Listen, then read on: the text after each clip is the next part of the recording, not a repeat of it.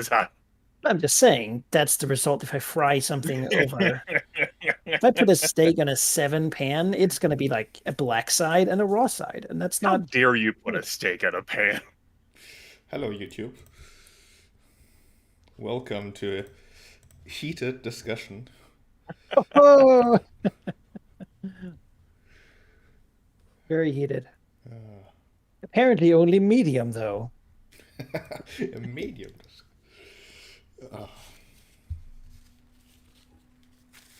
Ugh.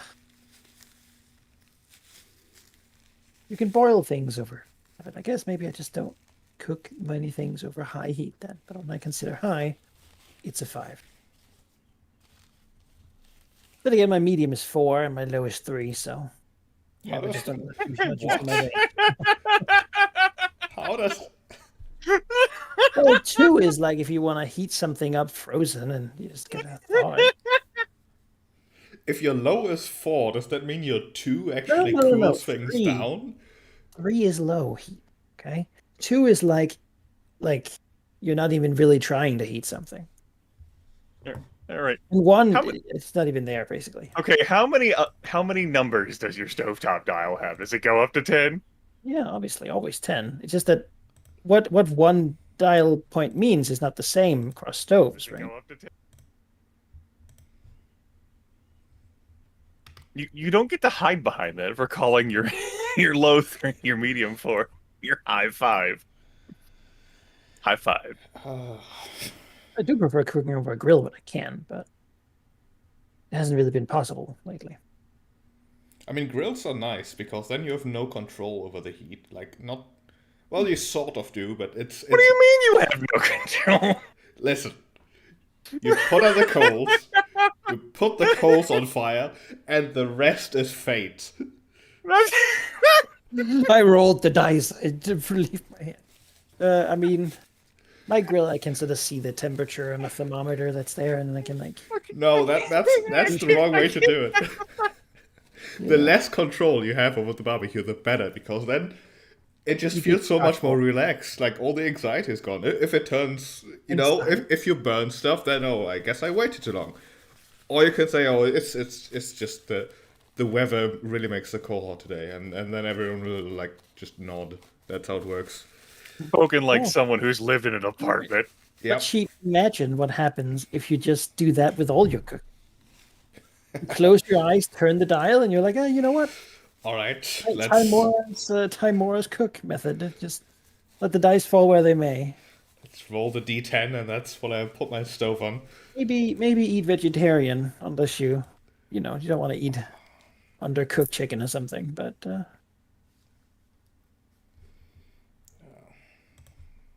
like cooking when I have time to do it well. Sometimes it's a chore though.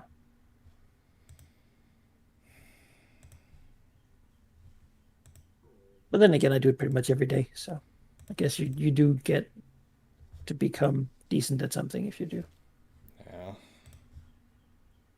Like I do cook on occasion, but it's usually just one of two things that at this point I've made like 2 dozen times, and it still turns out different every time, and I don't understand.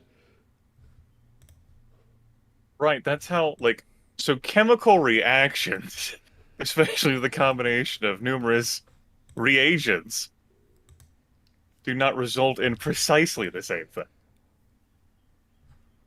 Yeah, So but why? I don't. How do I have to understand, it's explain fine. There's no chemistry to real you? answers to anything. Right? That's the thing we can learn. So who knows? I just want to put in food and have cooked food come out. That's all I want. Well, I mean, no, that's not all you want. Yeah, You that's want to all I know want. why the cooked food you're getting is not exactly the No, same I as. wouldn't question it if it worked. Well, what happens when it doesn't work? I mean, it doesn't work. It just doesn't Then work you get a right, you then you know. get a curry that's slightly different than normal. Is that so terrible, sheep? That's so bad. You know, you underboil your pasta a little bit. It's slightly crunchy. You know, you'll live. And then next time maybe you'll give it a minute more. I think We all have our skill sets. You can accept defeat on this one. maybe it's just the feng shui in my kitchen. The alignment of the stars. And that could very well be. Yeah. Cosmic conspiracy. That's the thing about all these UFO videos that have been released lately. Probably that this is the reason, right? Yeah. They saw that you tried to cook and they were not having it. Yeah, well, can only wish that things were different.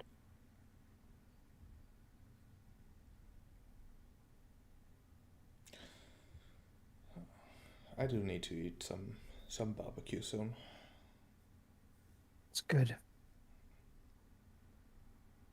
It was difficult to do before I moved because I was living with like 3 roommates and we didn't really have outside space. I guess technically we could have just put a grill outside and done it there, but But now I have still not got room, but I do have a balcony that I can squeeze a grill onto. Yeah, that's what I did. Yeah. And the whole neighborhood just gonna look up at you standing there, Yes. making Gloriously. nice deliciously. And they all know, and I know that they know that they want whatever's on that grill. Wearing an apron that says "Kiss the cook." Look upon my meat and despair. That's what the apron says. Flowing in the wind. Look upon my meat. There, sheep 2021.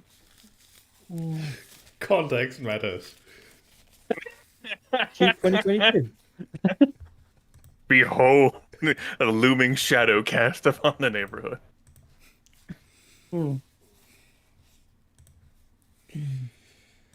Cast upon the neighborhood. Oh boy. Yeah.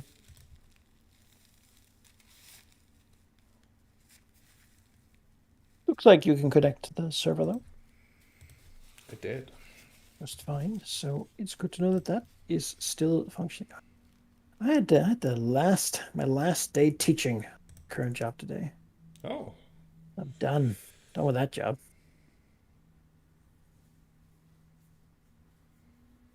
I'm actually a little bit excited to be unemployed for a while. It's been so incredibly busy. How was it? Incredibly busy. Turns out that this Corona thing is really not easy for teachers. Can imagine. Yeah. Hey, I got brushed up on all my physics, chemistry, and math quite well. So that's good. There's a lot of things that suddenly look very distant when you have to teach them. Oh yeah.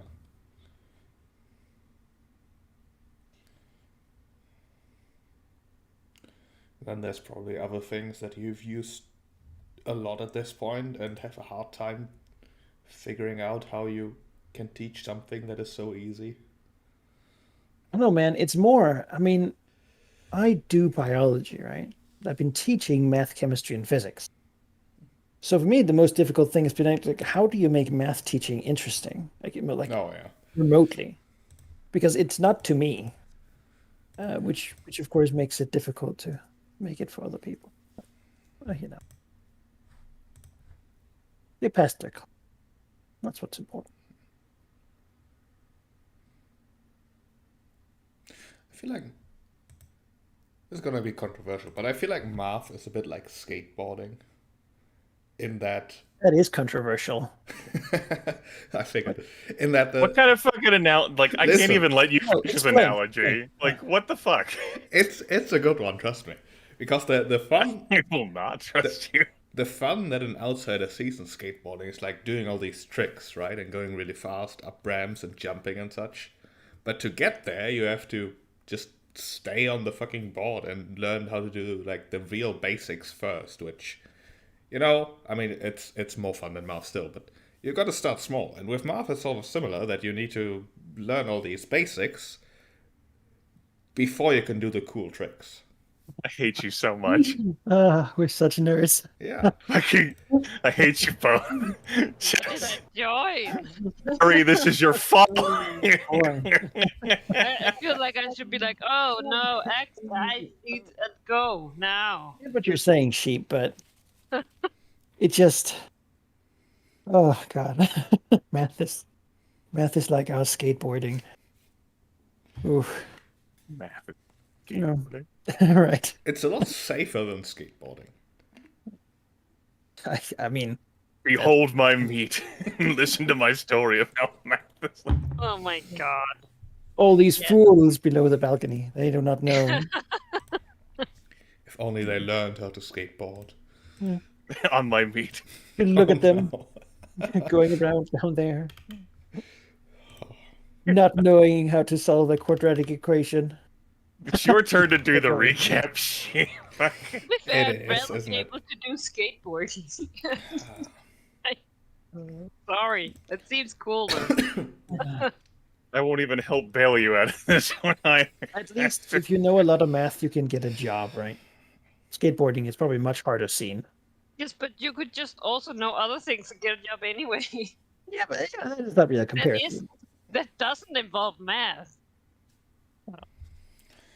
Oh well. Wait, let's get to some abstract like improv theater while doing math with our Which- math box.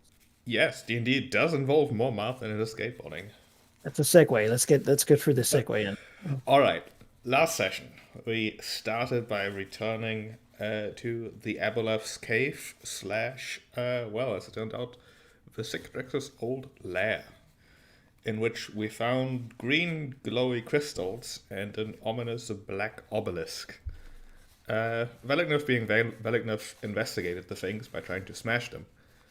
The green crystals didn't like that and zapped him with psychic fire. And the obelisk also didn't like it and made him dazed. But they all sort of eventually relented.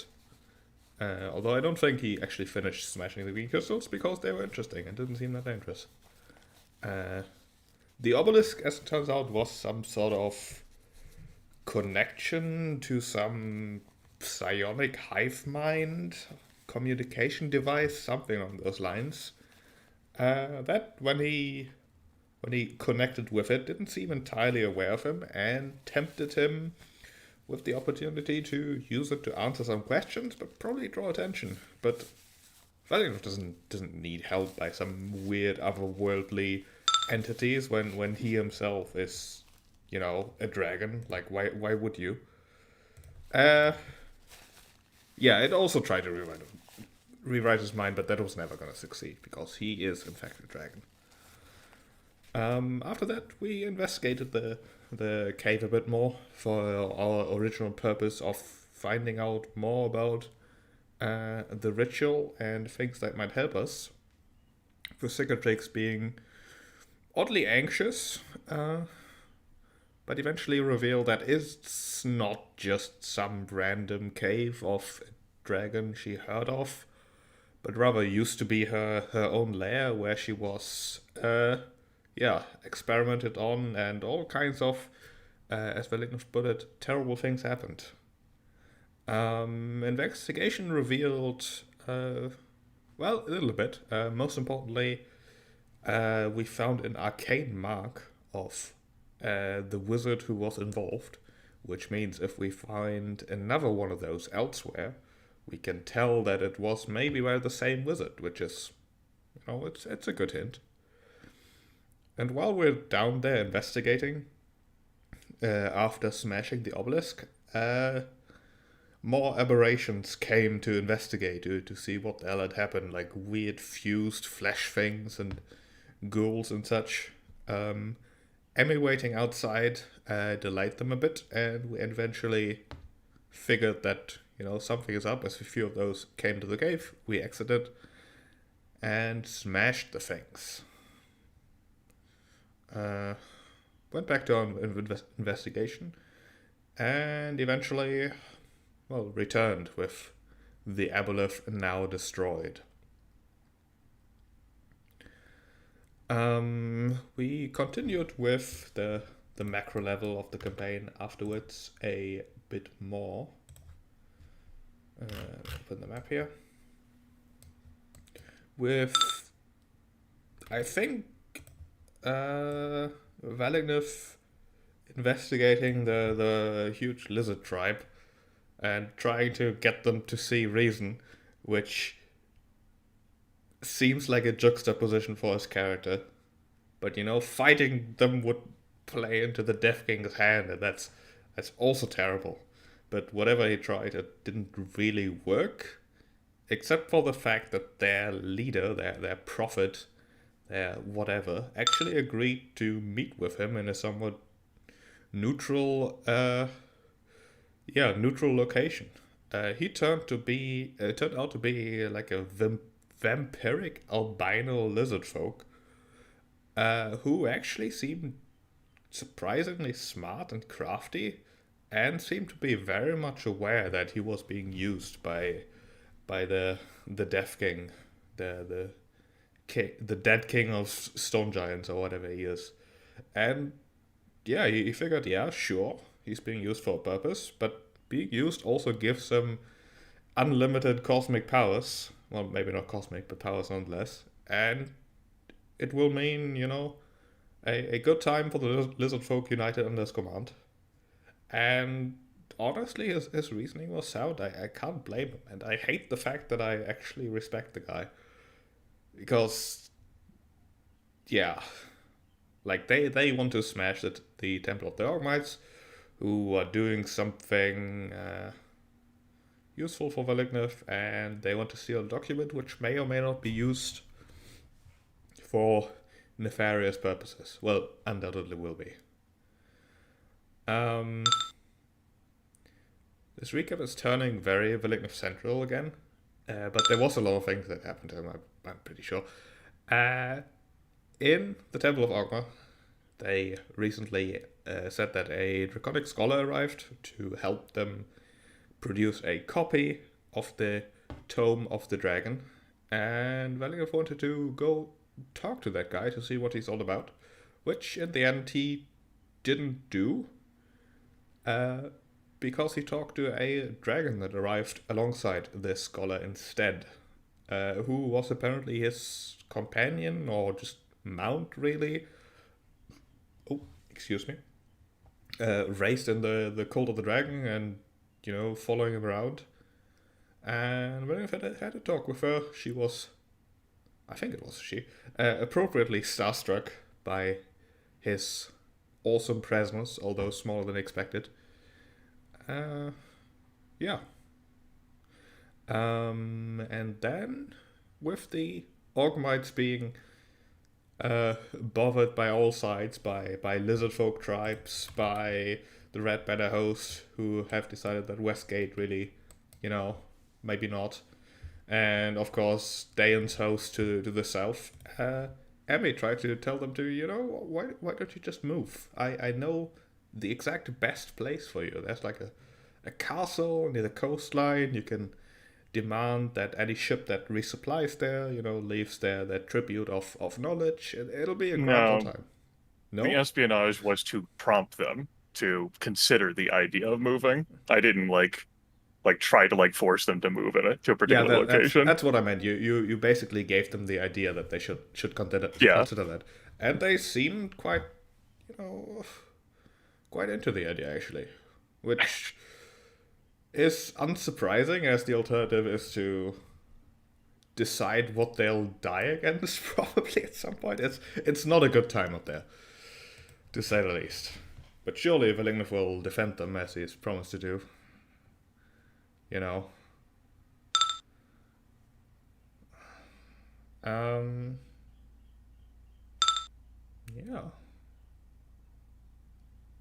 think right. So for non-Redency or non-Valignif recap stuff, the epic tier King of Cormyr is dead. The Shadowvar are revamping up to fight Cormyr again, now that Cormyr has been weakened by the loss of their king.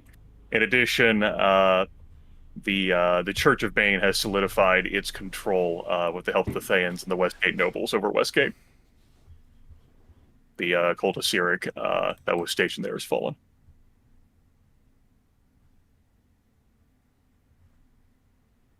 Anything else, they can just watch the last session.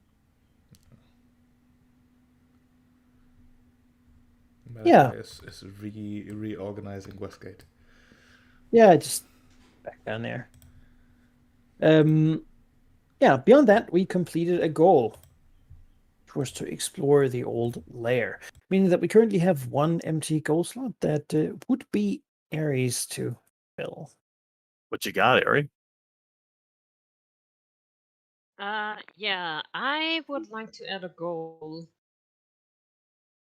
I'm not sure how to formulate this, but basically I want to find a way to trace the arcane signature left in my old layer. All right. What do you mean by trace? I want to try and find the source of it, I guess, like use it to see if there's a path. So it's more than discovering the identity of whoever made it. I'm not sure what you want to do beyond that. That would be fine for me. Like just discover the identity of the arcane signature would be fine. All right. Yeah, I could see that. How would you go about that? Well, I mean, that's the question, right? How to go about that? But I suppose that's really not my prerogative to decide upon. I don't think anyone is attempting to obfuscate this knowledge. If you can find a source that has it, then that's sort of the difficulty. So I think we'll say it's easy. There's no one's coming to take that away from you. Cicatrix just drags a bunch of people like down through the water. Look at this. Is it? Does this mean anything to you? She's Oh, gonna goodness go sake. ask Emmy about those shadow monks, and she's gonna capture one and drag them in there and smack their face into the mark until they tell her, "What the hell is this?" Don't ask my character. You'd ask Mapland. I mean, though humans probably wouldn't know, given that it's been a Yeah. while. Yeah, but the shadow monks, though, they're old. Maybe I don't know. But I know. Think you're assuming a lot of any given humanoid you pluck off the street. You know, I mean- eventually. No. That's what I'm saying. I need knowledge of the shadow monks so I can try and target them, find one, and then take them down there. Like, yo, Feel like there's a word that encapsulates identify or like. Yeah. And hopefully this aggressive enlistment on your part that's impressing the service, they'll have a good enough history check to know the creator of that sale. well, I hope it'll be better than mine. 'Cause not great. And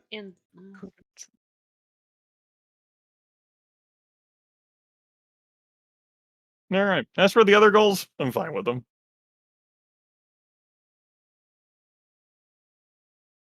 I will not, as of yet, ask to demote anything. Though, that moat, Chief. right, we need a bit of XP, man. Like you gotta Listen, choose a lair. perfection cannot be rushed. He's right. Absolutely correct. I will not accept copper. You know what? 100% agree. Your lair has to be perfect. It has to be better than copper. I agree. That's He's looking for a forever home. That's right, a forever home. I know what it's like to look for a forever home. oh lord. Mm-hmm.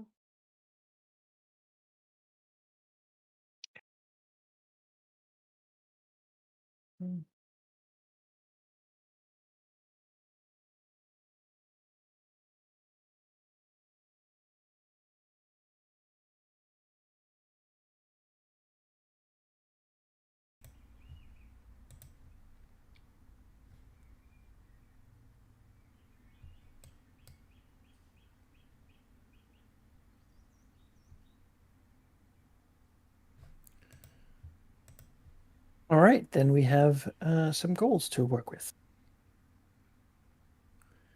We sure do.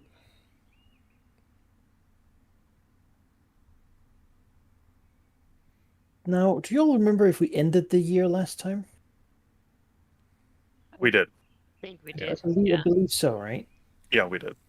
All I right, missed then, that then out. we The, can, the end of the year was with everyone positioning themselves arrayed around Red and Seer. yeah. Then we can start with the. Well, do you all want to do something before things,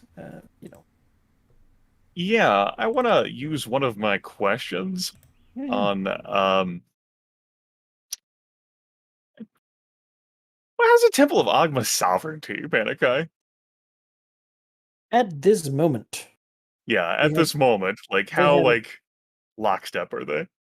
they have a 3. They're following their leaders, but they have certainly been more devout in the past. The current leader is not as beloved as the previous ones, and given the amount of there's a small split between the people that believe that certain bits of knowledge maybe shouldn't be sold to certain types of people. Mhm. What? I'd like to use a second question, though this might be something that goes beyond the scope of it. Are the Rippers actively influencing them?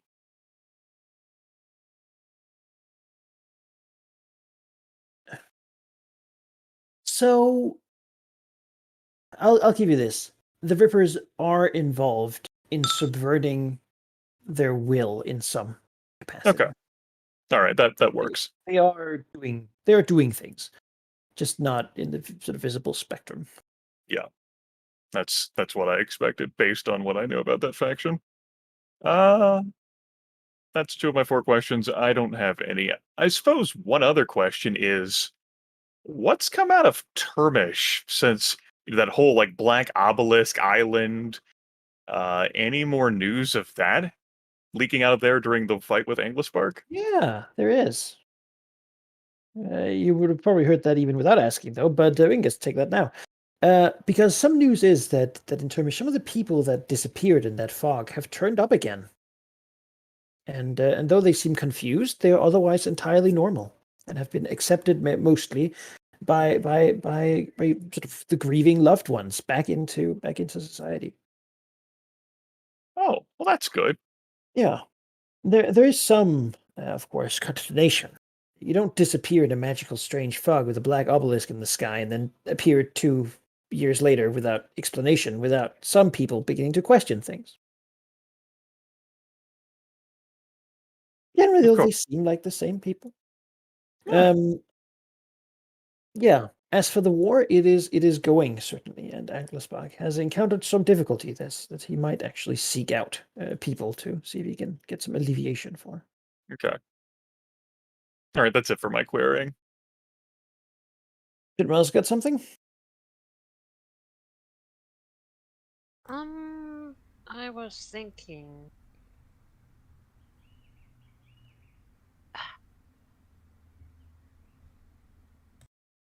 What is the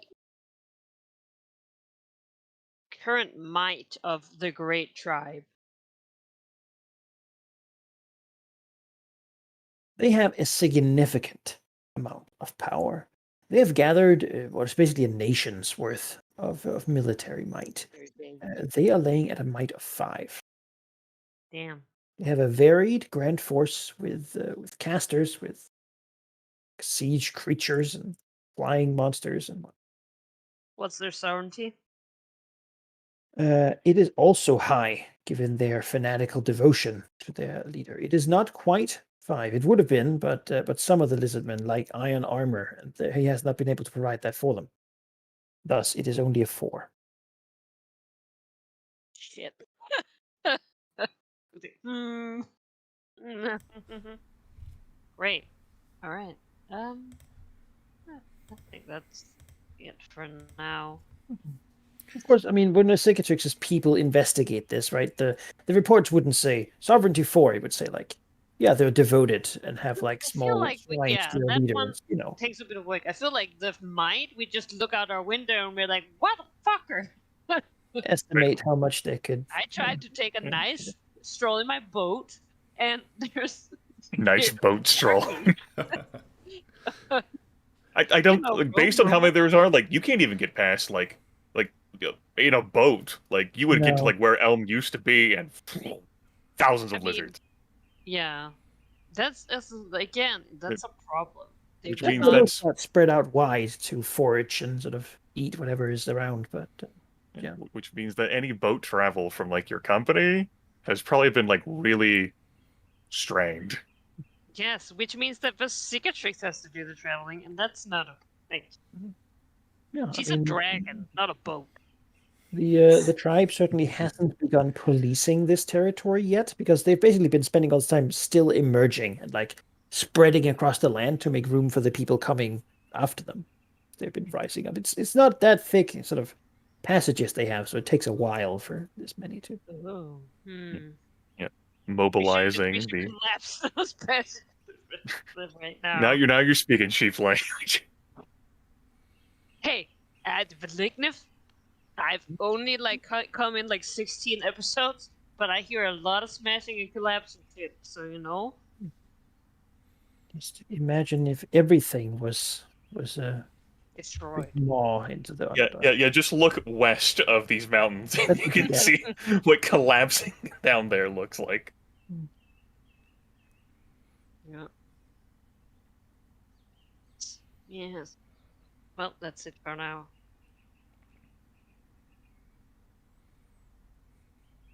As for something I want to do at the start of this year, I believe so.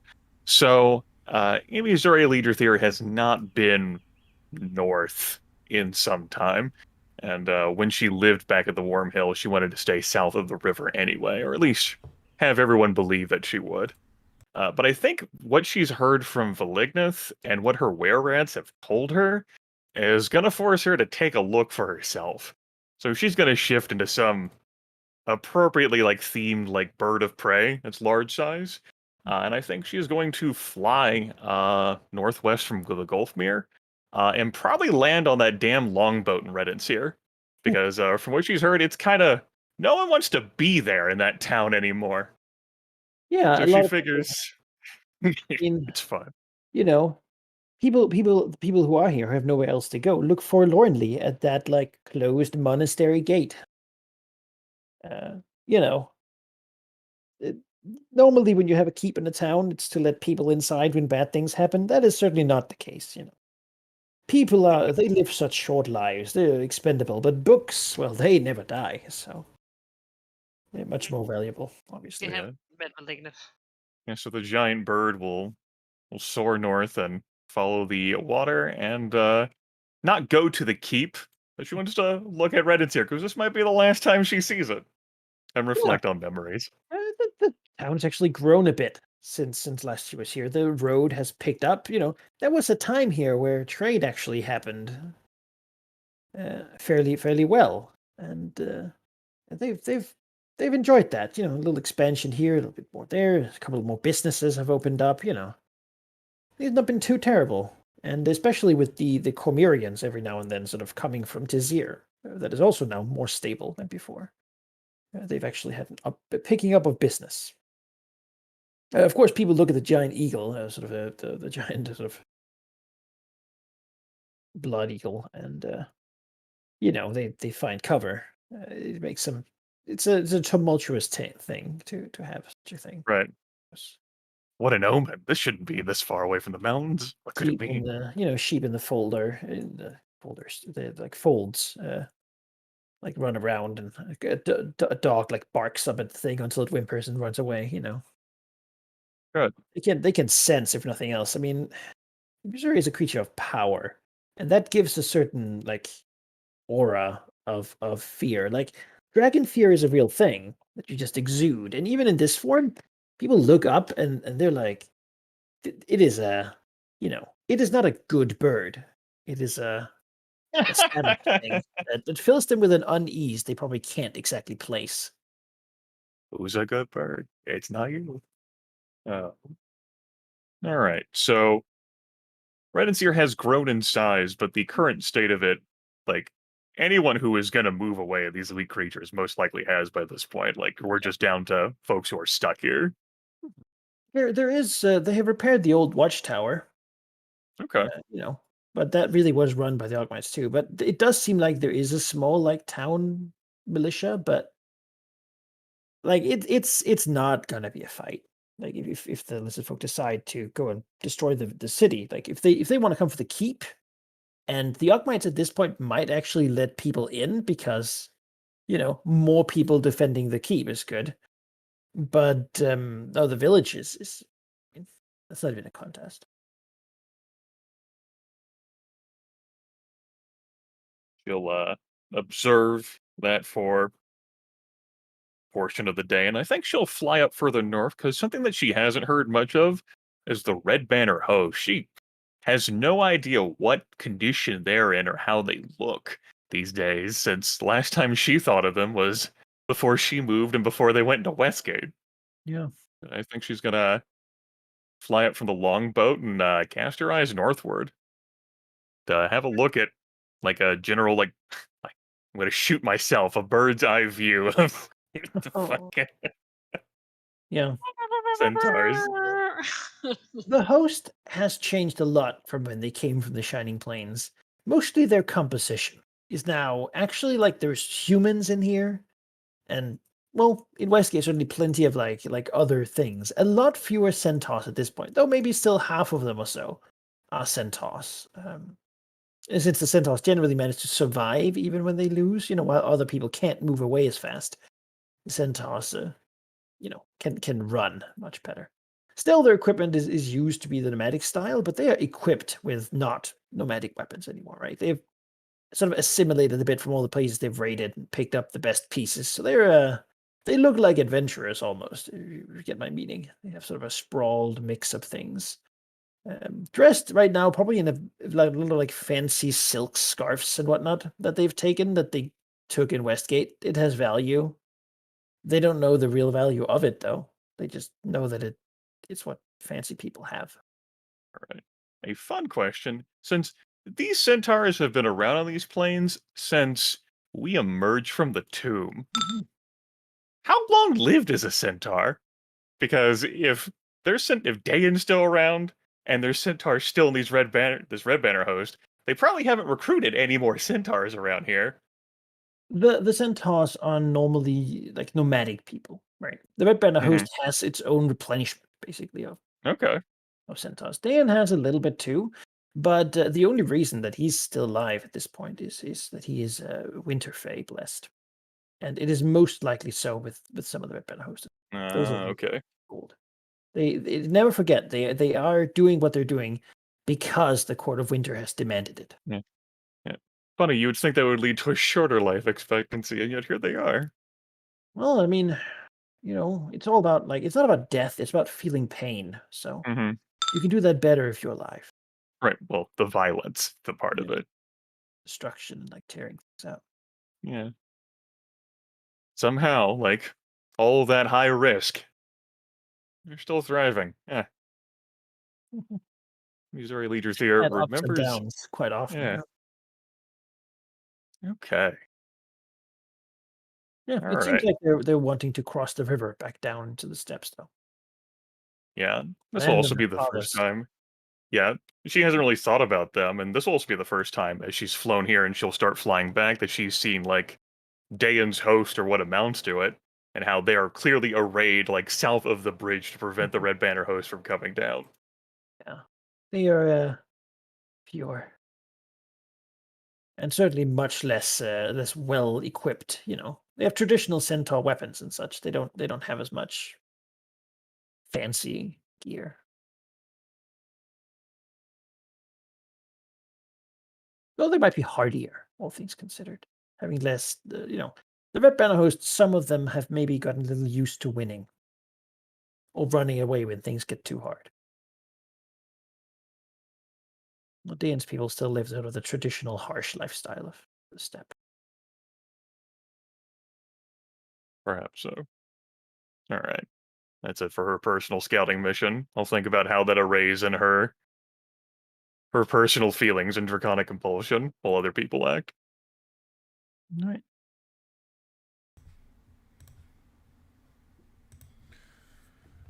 Anyone else have something, or should I just begin Uh, to? Yeah, I think I have something before we kick off the year. Right. Um, Philip doesn't really want to engage the lizard folk head on, but what he can do is he wants to help reinforce Redensia, or at least the Temple of Orgma, so that once it inevitably does get under attack, it has maybe a slightly better chance. I'm sure they've got a lot of books on how to defend a keep, and they've got their magic ballistae, but Velignev has perspective, like the other perspective. Like he has got his own behemoths. He knows how he would attack the Temple of Orgma, so he knows exactly where to reinforce. Clearly. And he should not have that much trouble actually getting, the odd dwarf, maybe some supplies into the temple, since he can fly, and the lizard folk are probably not that active during the day either. No. Yeah, from a roleplay flavor perspective, how like is he actually carrying like stuff himself? Oh yeah, absolutely. Okay. Like Velignev is not the kind of dragon who fears getting his hands dirty, or what will people think if I do manual labor. I'm a like Right. I don't know how I many ju- ton dragon. He will Right. absolutely show I off just his want to strength. imagine the roleplay, like the visual perspective as like lizard folk might look up, or like their perspective of like one of like your long like lived like servants like being like carried from the Fane to Red and Sear. Oh, yeah. Like a dwarf in one claw, a couple of like metal beams in the other. Probably like some sort of like it's like a platform that you're holding. Just hold on tightly to the platform and I'll carry you all. Exactly. You crawl onto this rope ladder. That's right. Velignev is the angriest blimp. Yeah. It's like basically like a huge like lattice net, you know. It's like here, try not to fall through the openings. Yeah. All right. Is he trying to be secretive about it? No. All right. That's pretty obvious then.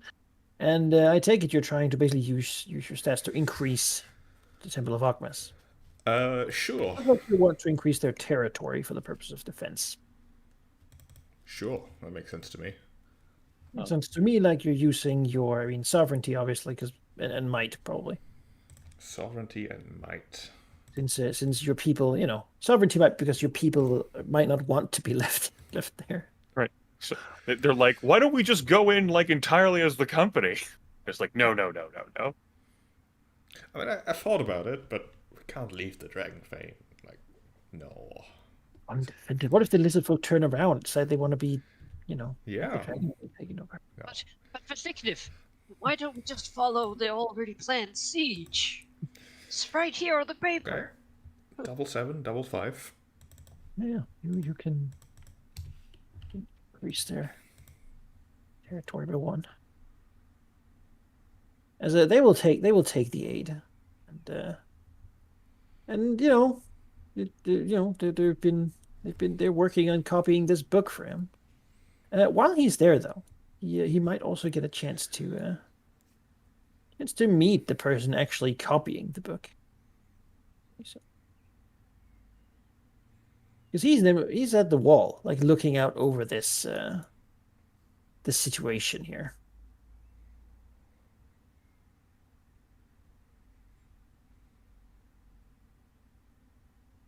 What he sees is a human, definitely. Well, maybe a human. It looks like a human, but something about him is also draconic. You can sort of see he's got a sort of.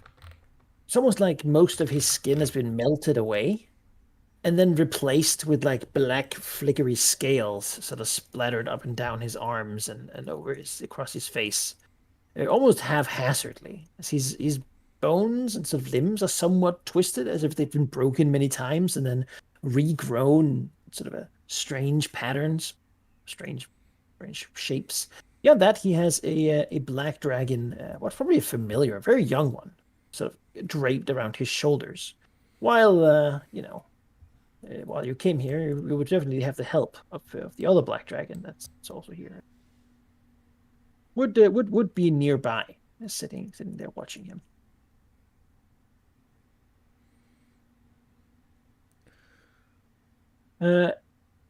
He also doesn't have lips. They seem to have been also burned off at some point. Okay. As he looks to Valignith, he sees really rather foul grimace constantly on this sort of melted man's face. Yeah, she looks over and then gives a deep bow to the dragon. Yeah, Legna's probably just landed, like offloading the stuff and people he's been carrying, giving them orders. Can't help but of course glance over to the bowing scholar before he'll take a few steps forward. Perhaps not intentionally trying to tower, but trying to do it nonetheless. Before he leans down a bit and says, "So you're this Vargo I've heard about who is copying my book." He nods. Yes, they call me Vargo. I have looked at excerpts from such a book for a long time. I am somewhat of a master scholar in the craft. I leapt at the opportunity to create more of such a famed work.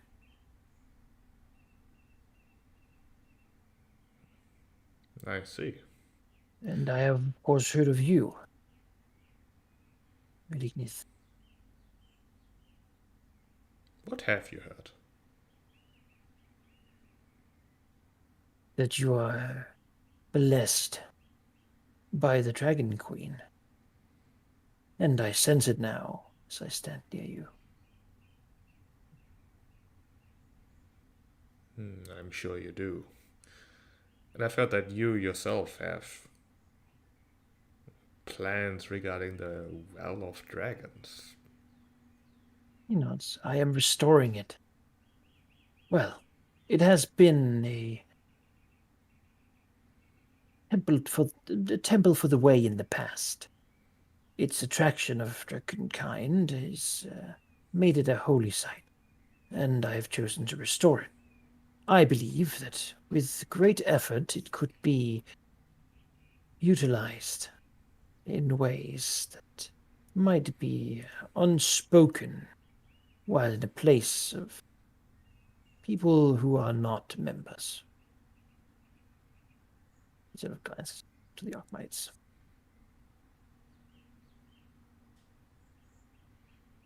It could be utilized. Not. It is going to take more time to excavate it, but there is much power there, much potential. A catalyst would be needed, of course, but all in good time. All in good time. Yes, time. Of which we don't have much, so I do hope you're hurrying up with the book. That's what Lignus is close to him. He sort of gets the sense that this guy, his body doesn't.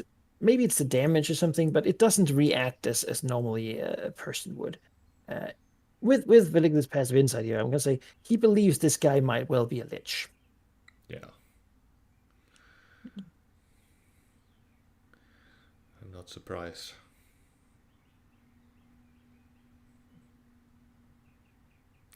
How much longer do you believe you need to copy the tome? Not long.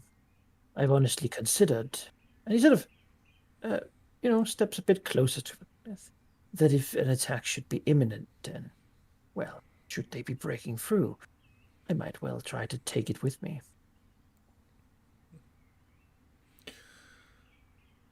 It's a backup, I suppose, but I do intend to hold my word to defend this place as best as I'm able. I don't see a bunch of lizards being at least well versed in siege warfare, but there are many of them.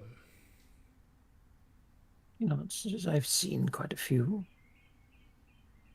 I have no interest in fighting for this place, particularly if I can get away with what I require. But of course, if you believe it is best, it looks, as if he's curious as to the reasoning here. It's a matter of reputation, you see. It's difficult to accomplish anything if everyone believes that you are simply promising what they want to hear in the moment and have no intention of following up on it. I would rather people trust every word that I say rather than being paranoid about my true intentions. Therefore, I put my true intentions first, and then I can at least deal with fewer layers of deception. It's a rare sentiment. I myself think that I would be welcome far fewer places if I told them exactly what I intend to do with what I get.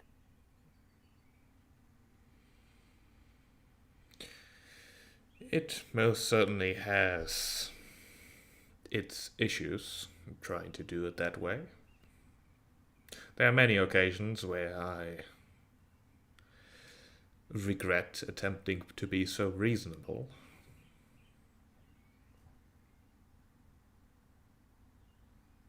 Well, each cell has its own way of doing things. I understand you are the leader of the cell here. I understood it was in Elversalt, but that has clearly changed. I am not a local. I don't know if I would call what I am doing here a cell of the Cult of the Dragon. My goals are aligned, tangentially perhaps. We may share some of the same beliefs, but my methods are different, and I do not consider anyone above me other than perhaps the Queen of Dragons herself. Not a rare sentiment. One that I do not share. I understand that I have so far been able to only mimic the greatness of the true kind. Instead of his fingers run over the scales covering his arms. But with more experimentation, more work, I shall reach further. This book, she looks down. He doesn't have it with him, obviously, but just below. It contains many formulas for how to transfer draconic essence into another vessel, person, say. I am most excited by this prospect, as the excerpts I've had access to so far have been greatly effective, but limited in scope.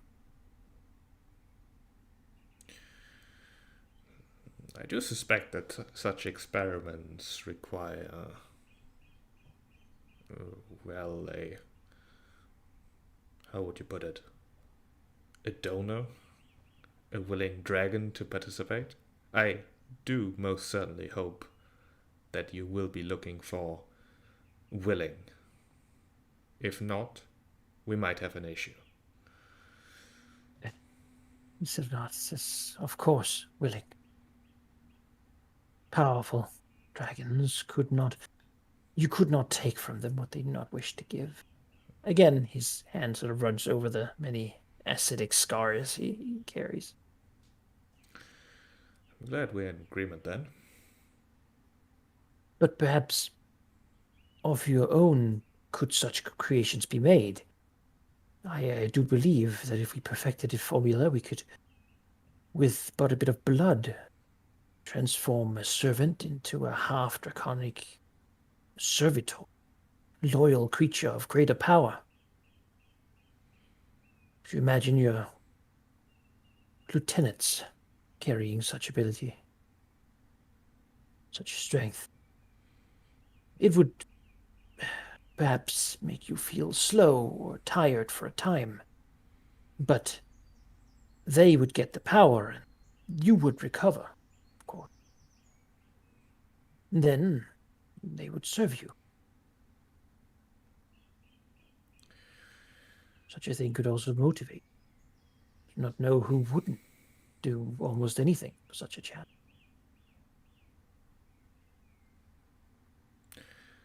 How about you make that copy first, and then we can consider what we can do with it. He nods. Of course. You cannot blame me for being excited as I read it and transcribe it. Of There are many course not. things in this tome, and many of them would make me entirely insane, he says, as there's a little bit of acid from his familiars that drips onto his shoulder and sort of sizzles across his black scaled, scarred skin.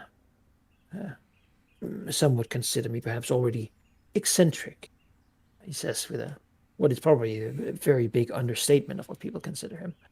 Says, but I am capable of dealing with the more intrusive thoughts that this book produces. The copy, of course, will be lesser than the true work, but also less detrimental to the reader. It will suffice for the time being.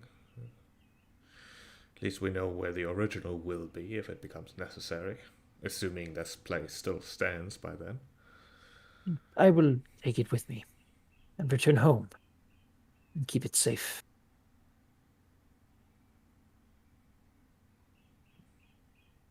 But of course only if the walls are breached. I, at that point, do not even know that the priests would blame me. You could probably tell them that at least the knowledge will survive, and they might even be receptive to the idea of having some of it rescued. But I don't intend this temple to fall.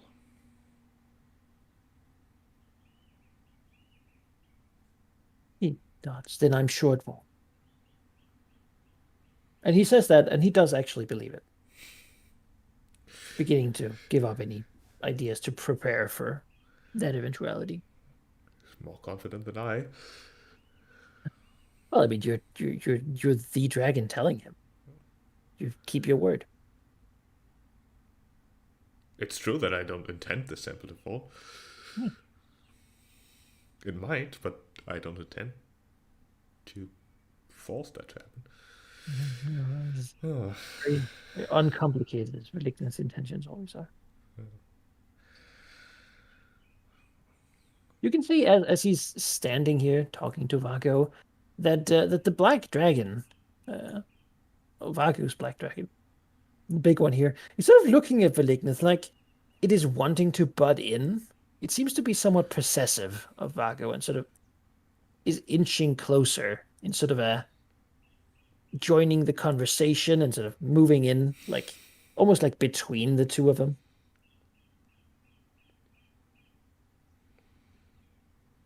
I think They're trying to hold itself back, but there's jealousy in those eyes. Doesn't like the way Vago looks at Valineth. we'll just pointedly ignore that. Mhm. And then probably get back to, helping his people reinforce the temple. He's certainly, like, not just commanding them. He's there doing things himself. Yeah. All right.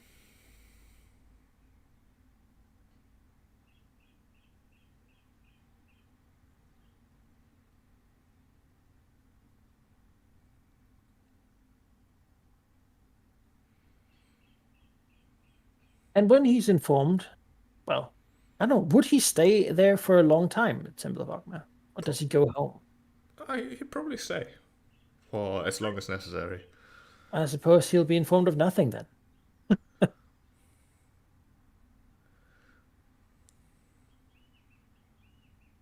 Yeah. Versicatrix. Are you just staying in the eel fort? Like what's Versicatrix doing?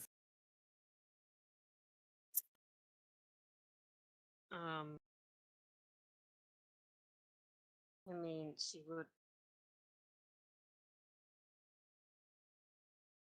trying to plan how to trace this mystical orchid, as well as trying to discover where these lizard tunnels are. I see. All right, where the lizard tunnels are. How? So to find the lizard tunnels, you would probably have to go into the lizard tribe. Because the general location is obvious. It's somewhere north of the Shrine of Malar. Yeah. The exact locations, it's somewhere in the swampy sort of hot mud pits that lie there. But to get closer, she would have to begin digging through them. I also think she would be like, you know, keeping as tight communication with Westgate as she can, given the current situation there. Does she visit? Hmm? Does she visit Westgate? No, I know. I It think is, she it tries is not. difficult to transport news through all of this mess. Yeah, I think she would have ships going to like the river here, and then she would meet them. All right. Cause she can just dive under, like, you know. Mm-hmm. Yeah, some places the river is a little shallow for her size to be sort of swimming, but yeah, it's possible. Nice muddy under. It's Sure. fine. She'll be informed then that one of the Shadowar has approached. The marked. Yes. Then she will set up a meeting with them. Okay. They wish to meet in Westgate, obviously. Though, I mean, if you want to meet somewhere else, it's probably hard for them to go to the Eel Fort, but Yeah, no, she'll go to Escape for that. it's the southernmost point the shadow reaches. All right. Yeah, sure, And then whatever. going, Whatever, dude. she will meet a couple of them, 3 of them, again looking mostly identical. Of course, there's small differences in how they have their hair and such, but other than that, they're just pale sort of humans with a almost like bleached look, as all the color has been drained, wearing black almost entirely. Yeah, I mean, I'm not seeing anything I don't like. Mhm.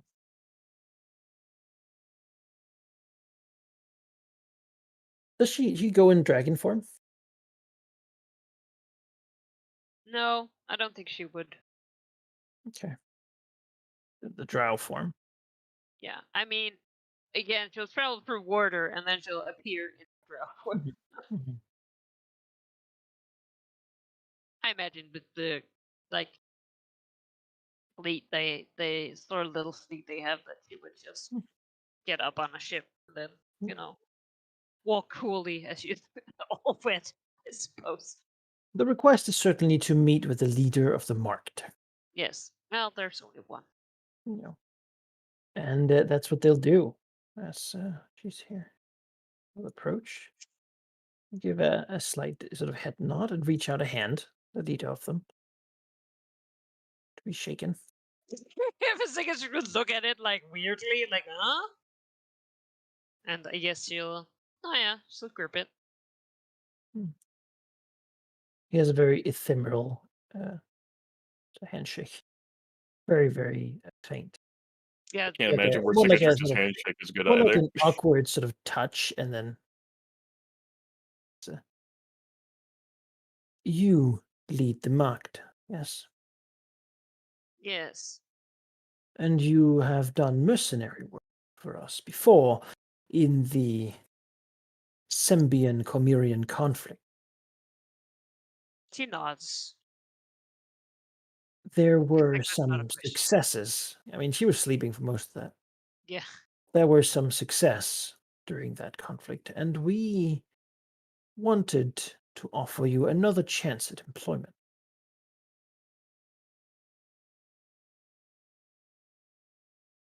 The enemy would be, or the target would be Cormier. You would operate as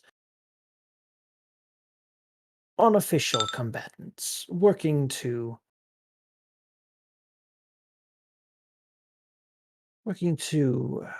divide Comerian attention and ideally draw their forces to the coastline, the Dragon Coast, so that they may be less prepared to deal with potential actions to the north.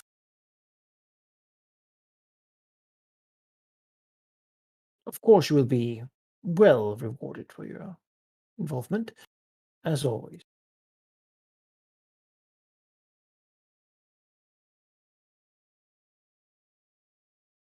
That seems like a rather big undertaking. You will not be working entirely alone. You will approach others and attempt to have them sabotage and generally draw attention to Cormia. The more conflicts we can get Cormia into, the better. After all, we intend to ensure that they cannot complete any of the conflicts they begin.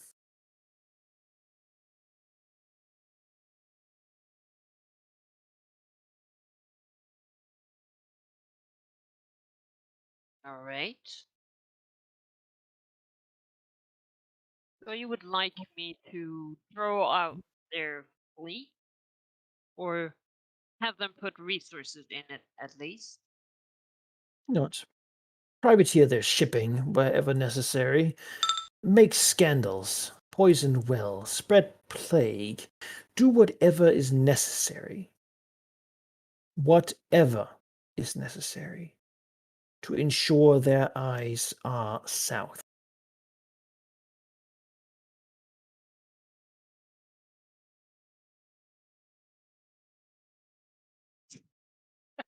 I imagine the Cicatrix has like she'll like roll out a map on her like on the because of course they're sitting with a disc.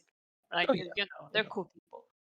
And, and she will like take a dagger, you know, and like stab it into the waters between Kassir and Cormier. Conspicuous bag of silver spilled over the map. Yeah. It's just, you know, she'll I have assisted Sembia when Kassir was under their influence in the past. I'm not sure whether Cormier officially I do believe that they just allowed it to be reclaimed by the people. But I might be able to stir some trouble there. Yes. Then you will be paid. We are also looking for more individual assistance. Perhaps you might know someone. A capable assassin. Cormia has someone of great capability within their nation. Well, likely more than a few. But this someone is continuously performing rituals of light, keeping the natural change in this world from doing what it has to do. We are looking for this person. Once we find them, we will want to end them. And then we will begin the assault. To draw their attention away will make it easier for us to find this person. And yet we believe this person might be uniquely qualified at not at resisting our attempts to remove them from the equation. Divination. No. Sadly, our types of abilities are somewhat predictable. Fear.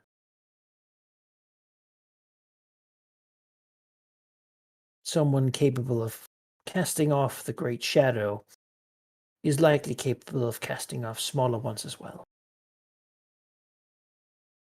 We are looking for someone unlike us who could do this task. And for that, a successful action of that caliber, well, let them know that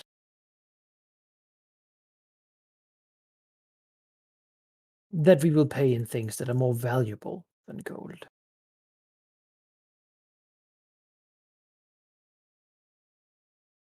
Yes, I might know someone. Could Let be us know. quite. And he'll put a nice bag of like onyx gems with 200 gold pieces, just like as a, as he says, like I hope you will let us know. She will sort of roll it across the table as a, you know, you're doing a little talent scouting for them. She's not touching it. I mean, 200 gold. That's nice. You know, we'll stay there for now. And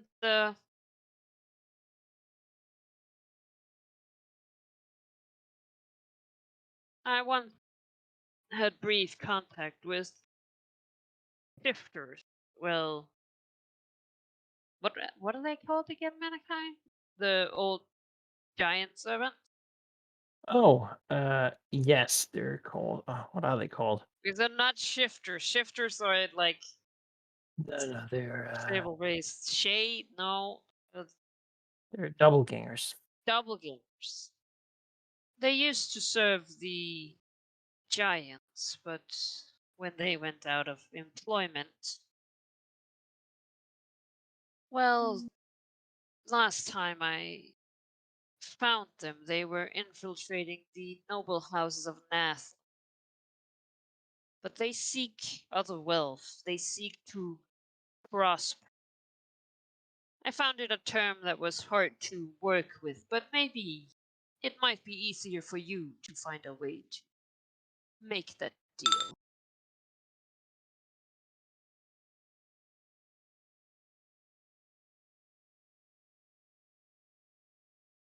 Uh, how could they be contacted?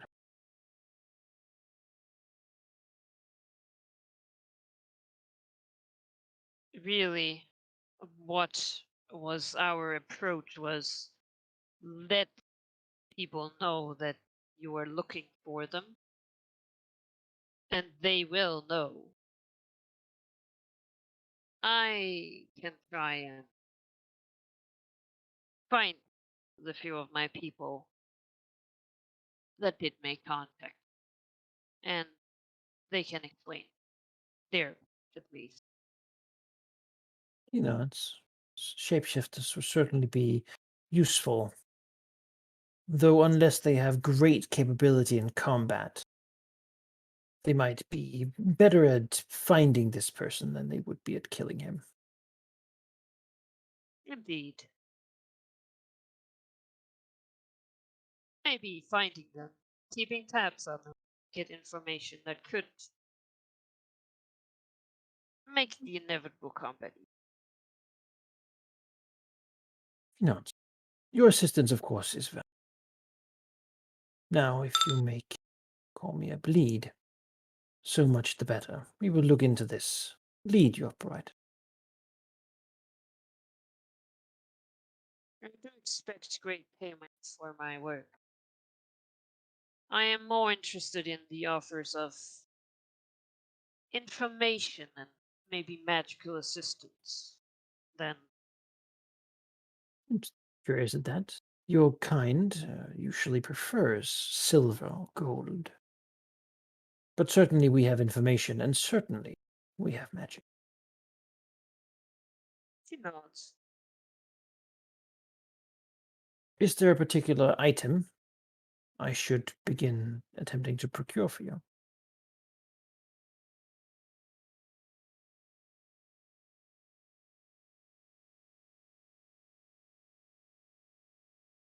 Not as of now.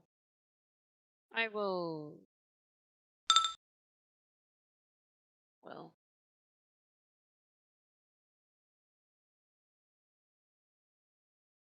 I will find you maybe some things to look into. I must admit the switch for, as you said, we are mostly used to doing mercenary work. Trying to change things up. I There's a lot going on in this world.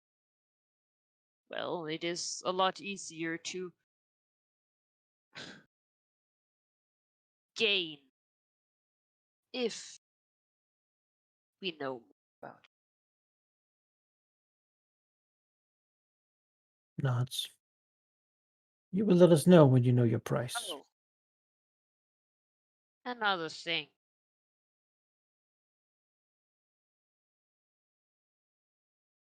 I do not know if you have anyone in Cormier able to influence them, but I did recently make sure that the dragons from the swamp procured a very precious item from Cormier. It'd be a shame if Cormier learned of its whereabouts and felt inclined to try and take it back. The swamp of the Black Dragons. So we've attempted to approach the dragons of the swamps, but they are proving far too paranoid to be Yes, reliable. definitely. I would never expect them to do that. Which is why I don't have people in Cormier, but Shakes his maybe head. the process could be speeded up. I did figure that at one point Cormier would go looking for their precious work. It is a potential path. Though, yes, most of the dragons simply consider that we might already be working with another one. Everything grins. I mean, this guy knows that she's a black dragon, right? Yeah. Yeah, okay, I was gonna say. Yes, well, wouldn't that be a shame? Thus, I must assure you, as I always do, that we are not. Yes, of course. Me either. He looks actually like slightly like sour, and then like his face turns blank again. Well, you know. Yeah. Then you will let us know when you know your price, and I'm I sure we will hear of your deeds. Yes. How can I contact you? We will be in this city, and he'll like inform you of a place you can Yeah, find one. good enough. Yeah. It's a standing offer, you know. Whoever really messes with Comey will probably get some help from some friends that they didn't know they had. Mm.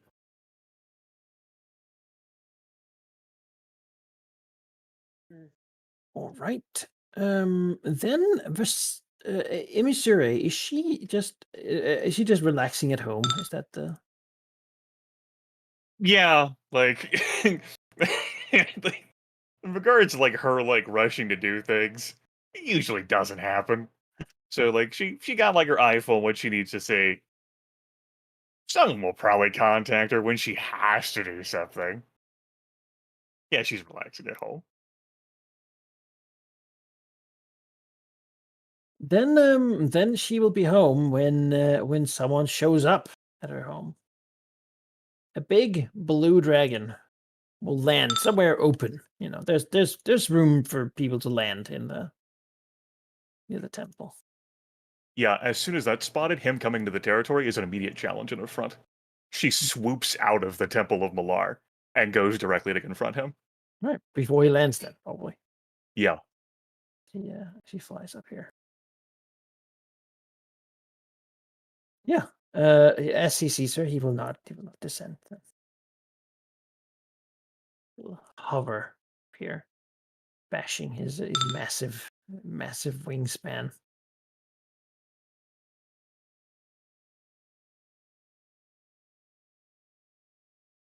Yeah, he's She's never spoken with him directly. This ended up happening through intermediary. Mhm. He was a fool.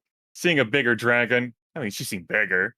A Mhm. gold one for the south, for example. She fought Hezefe. Yeah. Anglisberg just showing up and her, yeah, I think her starting mood is not pleasant now. I think we'll just go ahead and shift that confrontational. There we go. Not violently so, but Yeah. standoffish. Let's check what the inside is. Oh, that's huge. His mood seems to be a faint frustration, not at her, but at sort of things in general. And then a bit of like he's trying to act nice despite him feeling somewhat annoyed. That sort of like clearly putting on like a nice veneer. Of course, he's Yeah. intimidating. I mean, he's massive and hmm powerful. As he flies up, he will reach out a claw wherein is clutched a claw full of what seems to be like a bag of sapphires. And then he will sort of, honestly, since you're up in the air, he'll probably just let it fall Yeah, to it's the fine. like ground. Yeah. You can add that as 1,000 gold pieces worth of sapphires. Just ask myself, would I accept his money? And then like, I'm a fucking dragon. Of course I accept Yeah. dragon. Throw the sapphires back at him. What dragon would do that? Let's see. See what look at her. She will say, Anglispark, son of Anglothos, you have traveled some distance from your Osran mountains and your war with Termish. What brings you here? Let's see. Matters of the war bring me here. I brought you a bit of tribute. I hope to lessen the discomfort of your people at my presence. I know it can be domineering, those lesser creatures.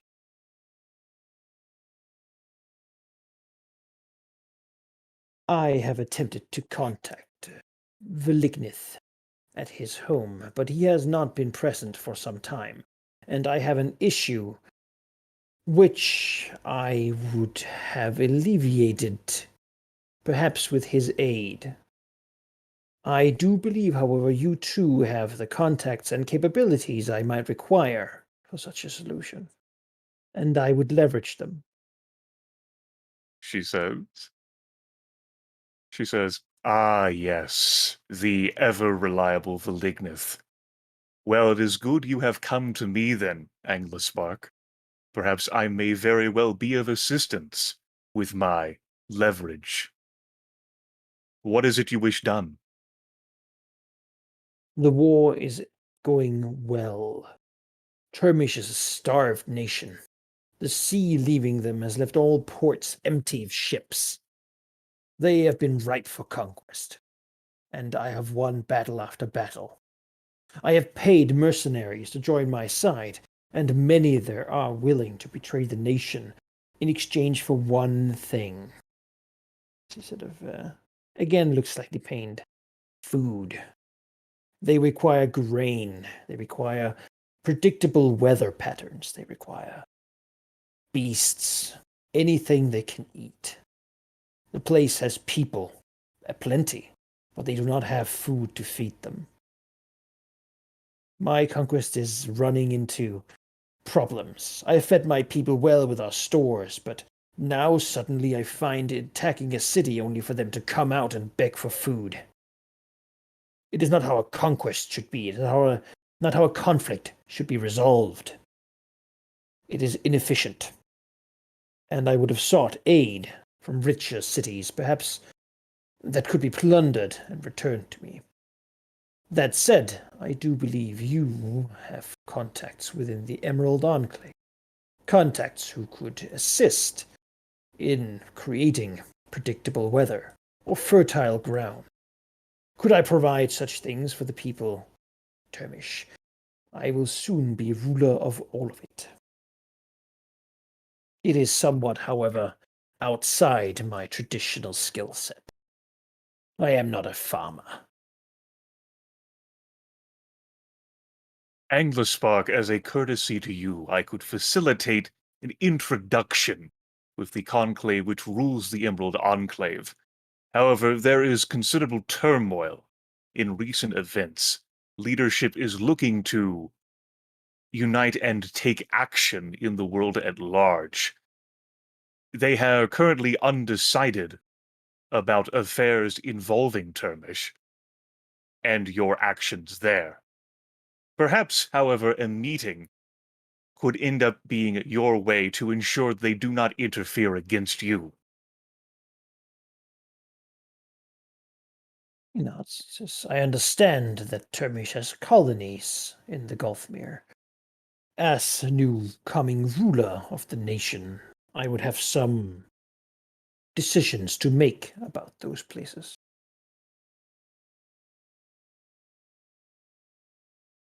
I know little of druidic philosophy, and to be candid, I do not know whether you would wish them to be there or not. Either way, they mean little to me. She says, then if you offered that price as a way to smooth the meeting, without, of course, volunteering that you would want to get rid of them so easily, I believe you will find them reasonable and receptive to helping you. I will facilitate this meeting. Yeah, he is. He seems to be like this is what he had hoped, and he sort of says, "Then I will owe you a favor." She, looks and says, you will not owe me anything. We are neighbors, and must regard each other as such in the centuries to come. Keep in mind that he is an older dragon and larger Mm. dragon. He looks at her, and perhaps she does have a feeling. As he sort of looks at her, like for just a moment long, she has a very good insight, and he's not actually great like at concealing his intentions. Though he too has great insight. It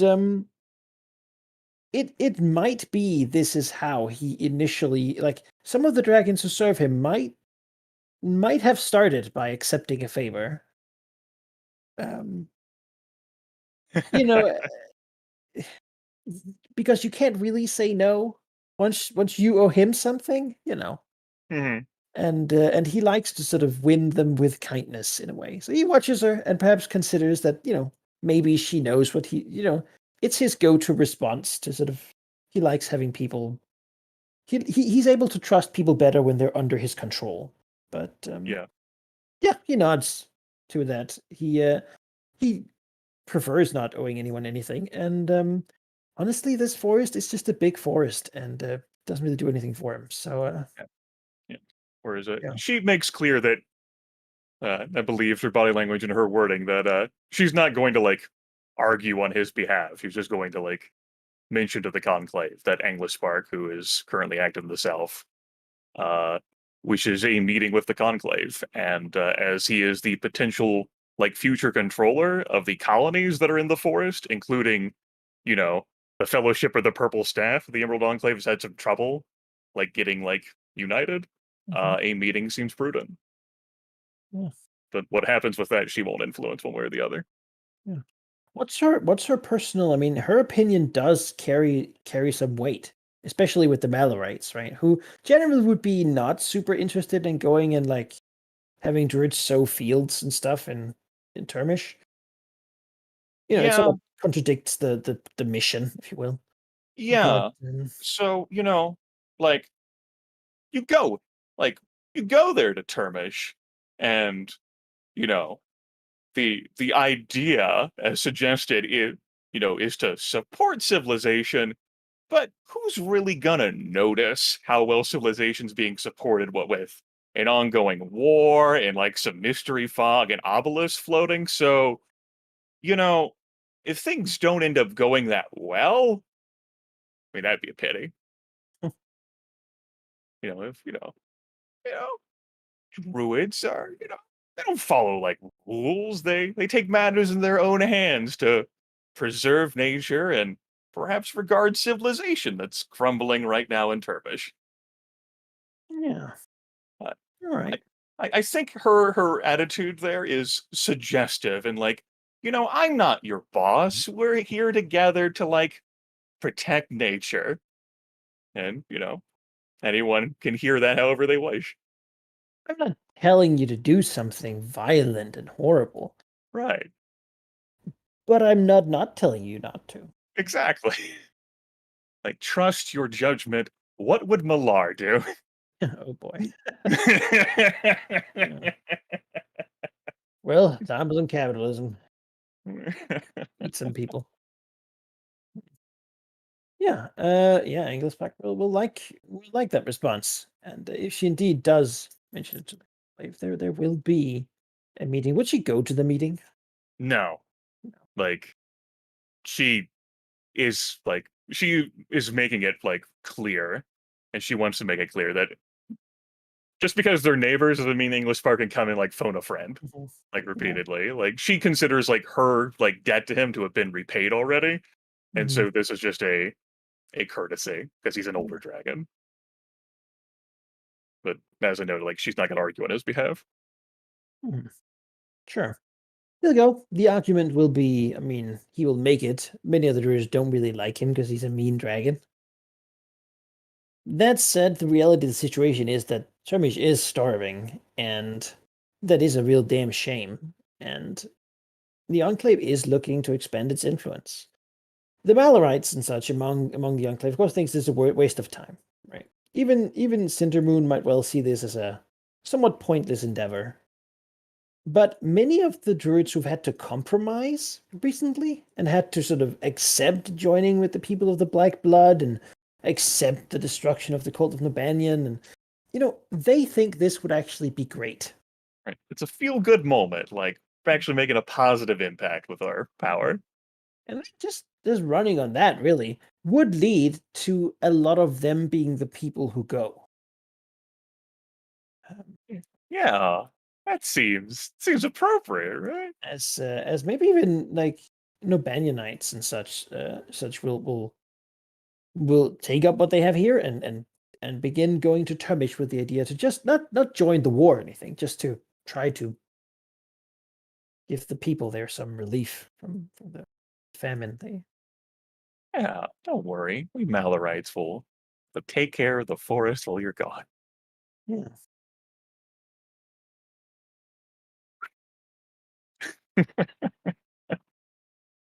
Good. And eventually Anglospark will return to his war. Of course, not too much action happens in winter usually, but he's confident. The giants are, I mean, that's not something people see every day.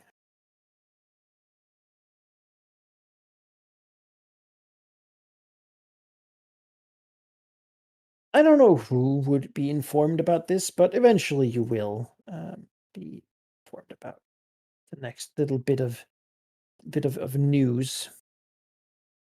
That is that the ogres of the southern Giants Run Mountains have begun. They took over the old watchtower and they broke it, and they have begun raiding the old giant tombs that have traditionally been sort of off limits for any of the locals. Apparently, they're calling out for revenge against the giants that has ruled them for so long, and now it's their time to stand on their own. And part of that has been breaking in and like smashing the coffin lids of as many tombs as they can find. Desecrating them and whatever follow.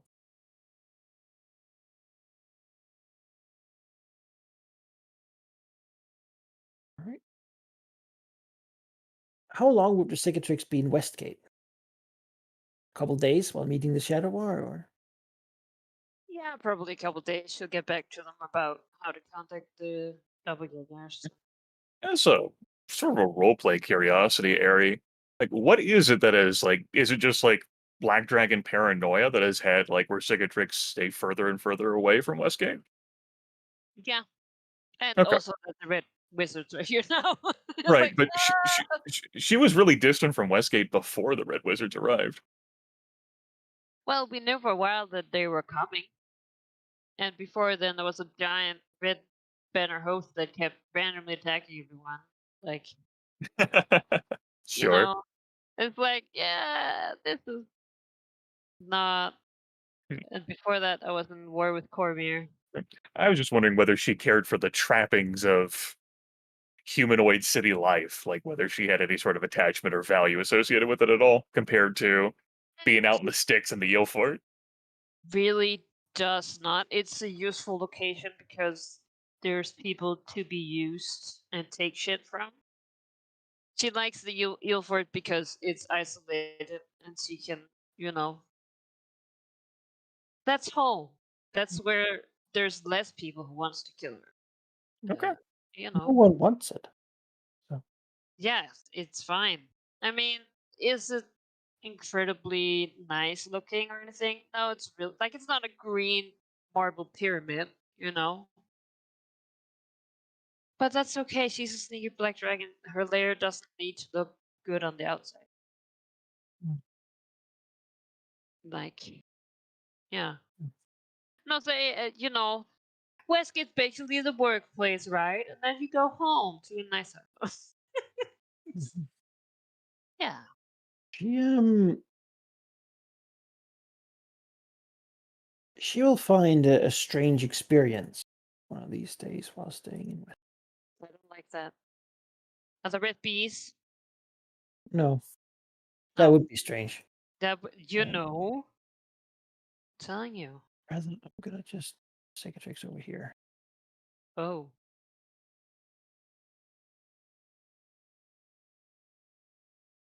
You are Where? now in the void.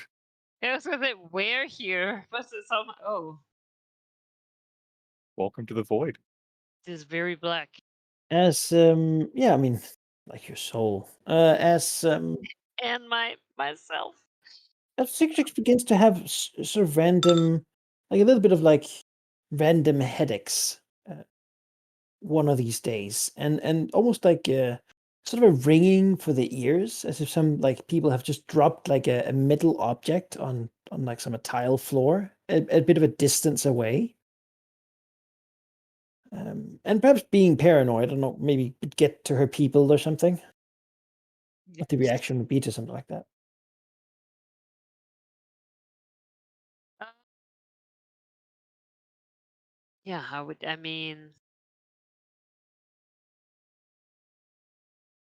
That's the thing. Like, how there's no trace of where it comes from.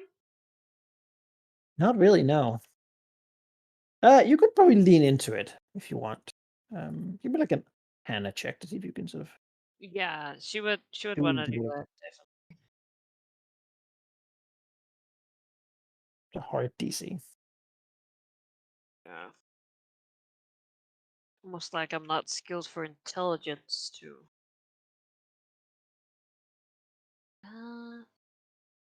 Is it 26? That's just close enough that I need to check the DC. That good. Right. Get a medium, so I'll give you something.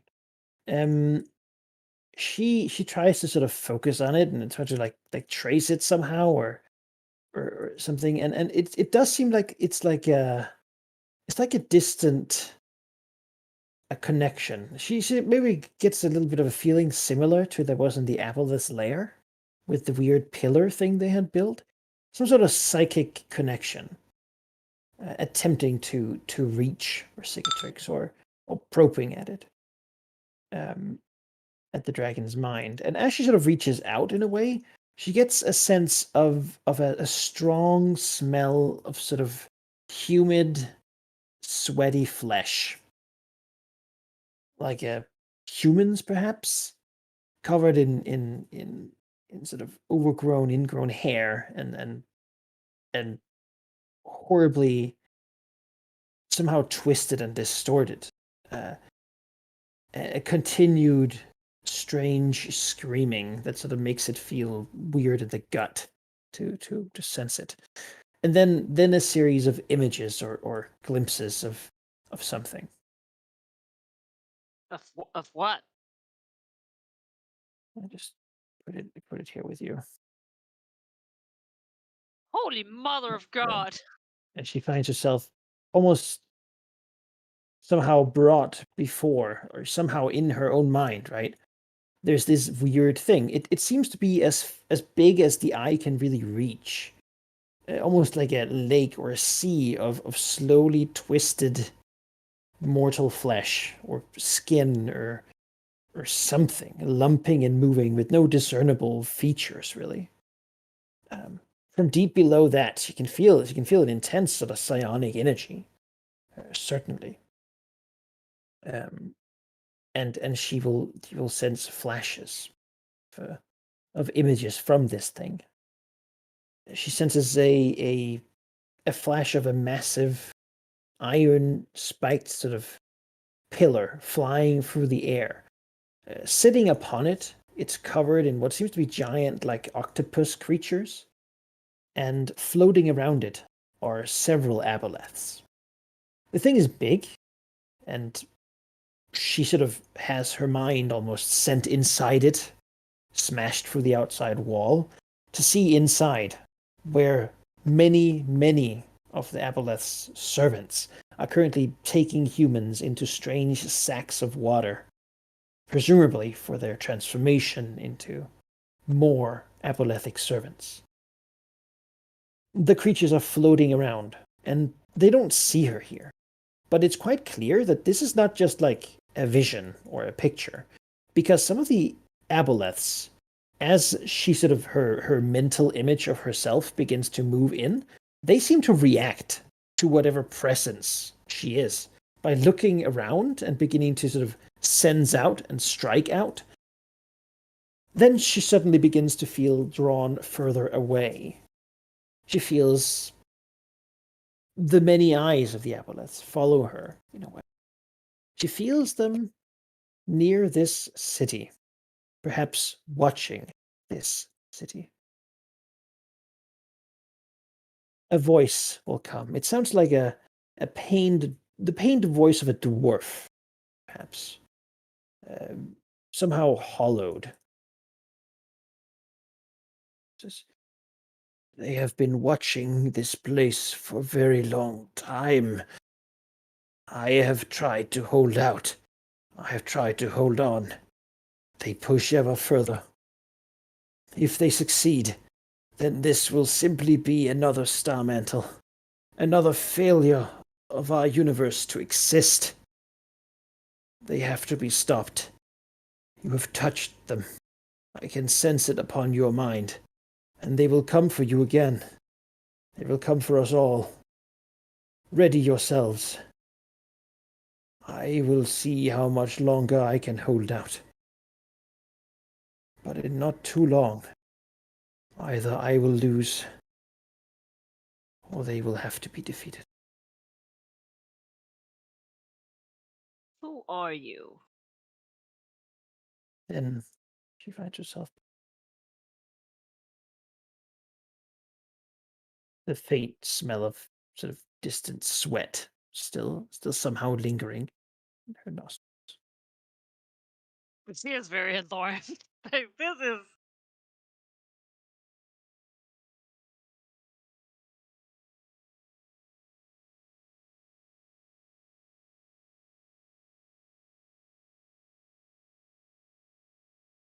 And she will, go to her chambers, walk around frantically, and come to the conclusion that this is probably all information that should be shared. Also, not comfortable with something being able to do this, but I guess it might have not been an aboleth.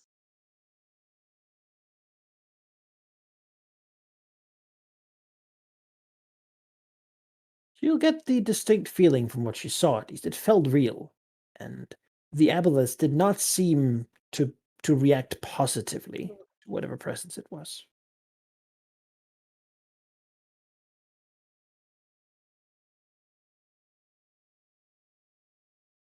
But the thing communicating with us was the Sweaty. Let's see my notes here.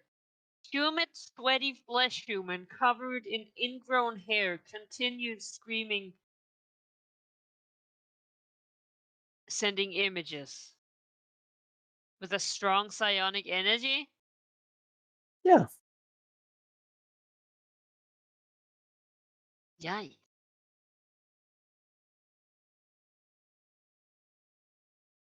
Okay. All right. Well, this has both something to do with apparitions and the psionics, so I think that she would, probably try and leave a message for Imisure. Yeah, But for that, she would have to travel home. if it's through the Sending Stone, you would get Missouri back pretty quickly. As it turns out, she has been at the Temple of Alar a lot. So, Yeah. like the violin playing stops.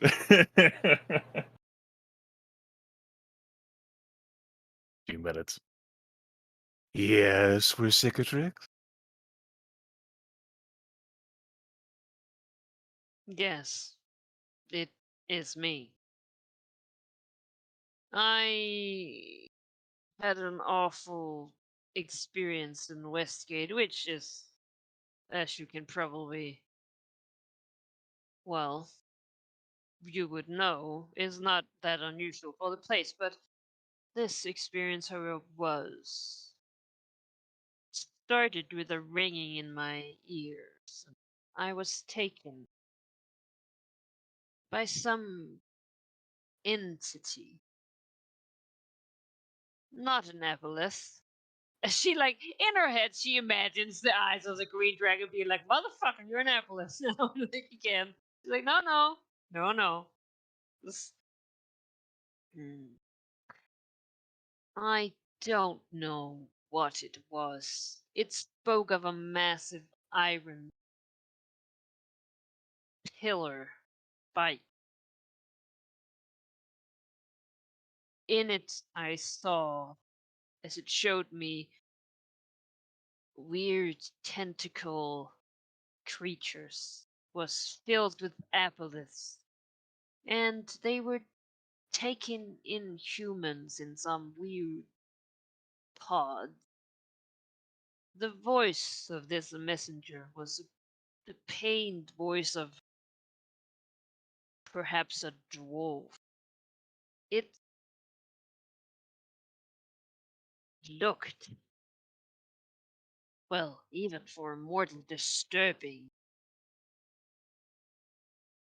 Smell was humid and sweaty, like humans, but it was covered in hairs, a weird mash of flesh screaming. It exuded psionic energy, yet the aboleths reacted against it. It told me that they have been watching Westgate, that it had tried to hold on, but if they, the aboleths I presume, succeeded, Westgate would be made into another Starman. And they said that the aboleths must be stopped, and since I had been in encounter with them, they would come for me. And then he said they would come for all of us. Now, I don't know a lot about these things, which of course is why I've come to you.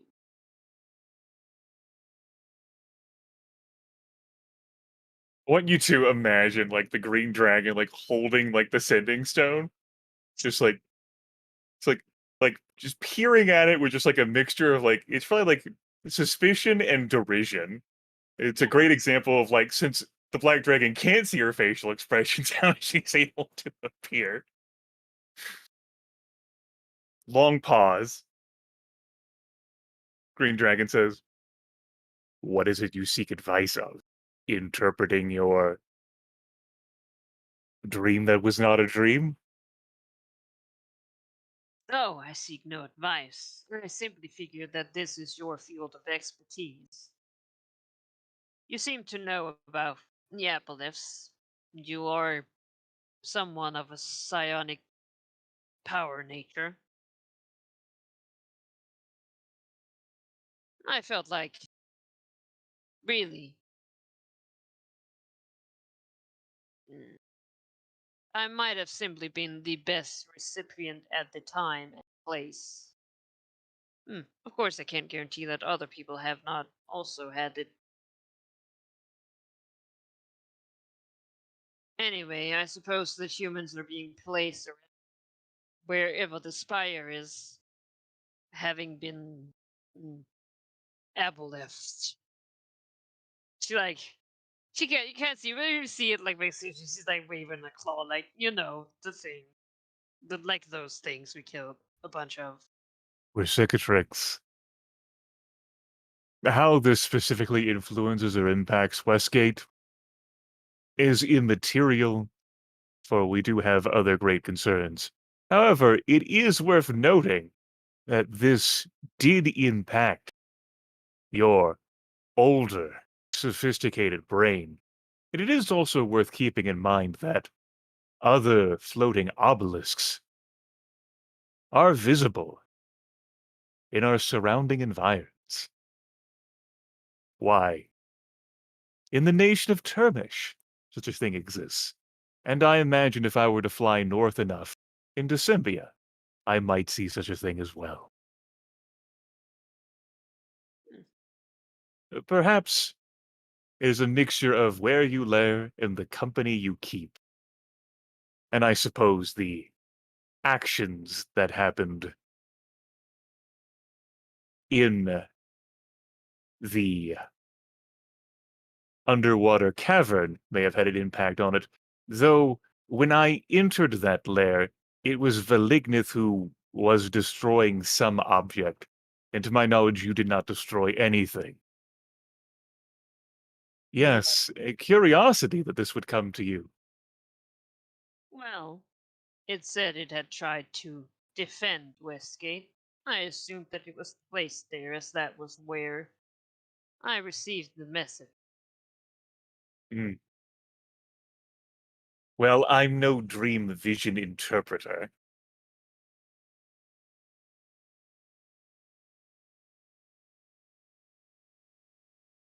You say that there is an obelisk like this to the south? Says, "Oh, I imagine there are many all over Faerun. But specifically, I know of rather vivid and lurid reports of one southeast of the Gulfmere in Termish, with a fog that's snatching poor little precious humanoids." Just to make sure that it's clear. It came and then it went. But it's not there anymore. But it certainly was. Dragon doesn't know that it's not there anymore. Hmm. I mean, obelisks don't just fly up, so the obelisk might fucking cloak for all I know. This obelisk, it doesn't look like the flying fortress of the Shadow Realm, right? No. Oh, thank you. I'm like, But speaking, like, back metagame-wise, like, there have been plenty of allusions to the Shadowvar and entities from the Far Realm in lockstep. I mean, sure. Like, don't you, I mean, sure, me. Well, all bad people trying to use each other. That's just how the world works. They Yeah, do it's not. like, And anyway, in character, like, as for, like, in character-wise, if we use our leader theory is basically, like, is got, like, the equivalent of a, I'm trying not to insult you right now by, like, hearing you out, but if you're not calling me for advice, it's not like I'm gonna get up and do anything about it. Oh no, Westgate. Oh, it'd be terrible if civilization fell. mm,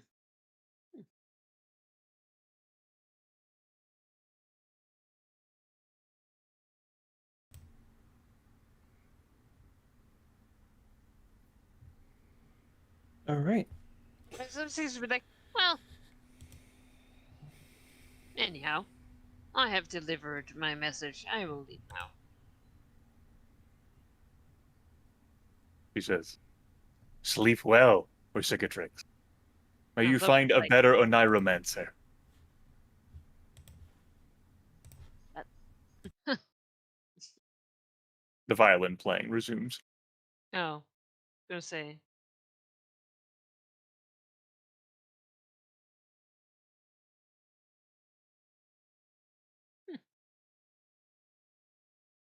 Hmm.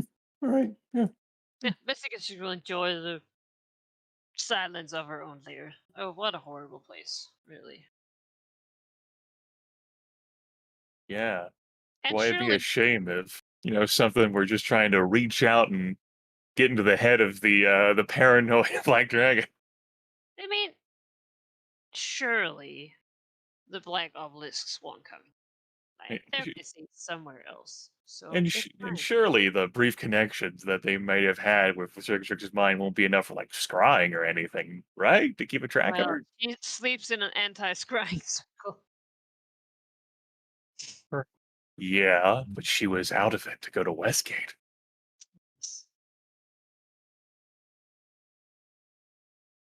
Yeah. Yeah. She's not gonna do anything about that information. Like, I mean, does she like Blue Spellfire? No. But she really has other things to deal with.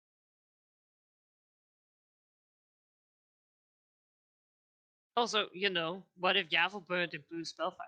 That would be great. Like, he considered using Starmantle before it was cleansed for that. So, yeah, you know. Amy will early this year, as we really get into things of the year, have her ships will basically report that one of the Thayan ships has sailed up and down the coast, particularly seemingly interested in looking at the situation in Starmantle. Imizure leaders here will fly out to confront that vessel All right. directly. A dragon flying close. I mean, generally they'll try to sort of keep a distance. But as the dragon is coming for them, they will of course ready themselves for trouble. As the red wizard, one of them, will make himself available or seen or whatever you might say on top of the edge of the boat. It's a big black colored ship with generally red sails. It has a bit of sort of magic lanterns upon it. Strange air of you know mystery of whatever such a vessel might be capable of.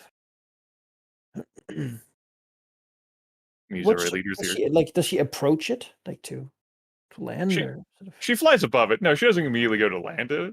What kind of like armament does it have? Does it have like ballistae? Does it have like does it have like anything on the vessel that which is just like it being able to like It appear shoot to or have fire? several ballistae.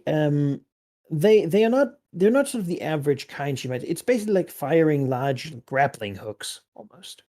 It Okay. might be useful for grappling onto other ships and then pulling them close. They have quite a few gnolls, which seem to be sort of like shock troops that they might use to do things. Beyond that, of course, the wizards these days are pretty much all necromancers, and so it's likely that they have a hold of whatever undead things might be brought with them. They usually keep those under. They're not super good at skilled labor, as it were. Beyond that, they have a bunch of humans and Thayan sailors in the navy with them. They seem to prefer to sort of get their enemies close, and that's what they're outfitted for. Okay. Bringing in foes close, incapacitating them and then taking them out. Beyond that, of course, magical support. I mean, there's the admiral who's a favorite wizard, but beyond that, they also have each ship has 3 additional sort of wizard crew, lesser members of the order. Yeah. She doesn't approach to have a conversation. They're in her territory though. They want to scope out the coast. She wants to make it clear that she's keeping an eye on them. So she'll fly overhead and around them for, I don't know, maybe like a good chunk of the day Mm. before she heads back to the temple. Intimidating, certainly, as they will be a bit of a distance, but that's something to report back to the. And she'll inform her minions on these vessels that Nova Creed chose to apprehend for whatever reason to monitor affairs and to let travelers know who might otherwise be unaware that this is the territory of Emisore Lieberthir. Mhm. Witnesses are not welcome. Well, people who just like loiter off the coast and don't stop in to say hi aren't welcome. Mhm. It's not like necromancers need supplies, right? Rarely, no. Yeah, I It's can't usually charge them like exorbitant rates. investigation here to see something. Star Mantle was once a city of magic, though. It seems their conclusion is that there might be very little left for them to actually find any sort of trail of anything they care about, since pretty much everything's been redone. Yeah. There's not much left of anything beyond the location. Good.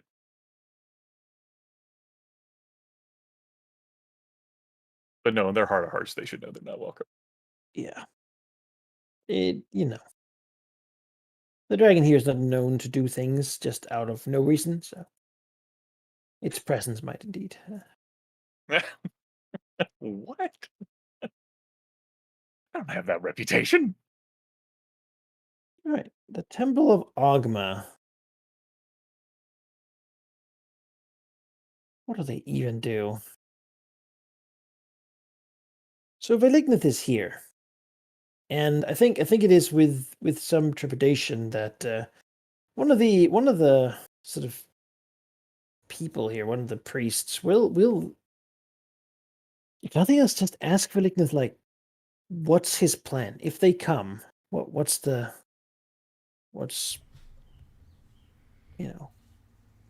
should be some sort of defense plan.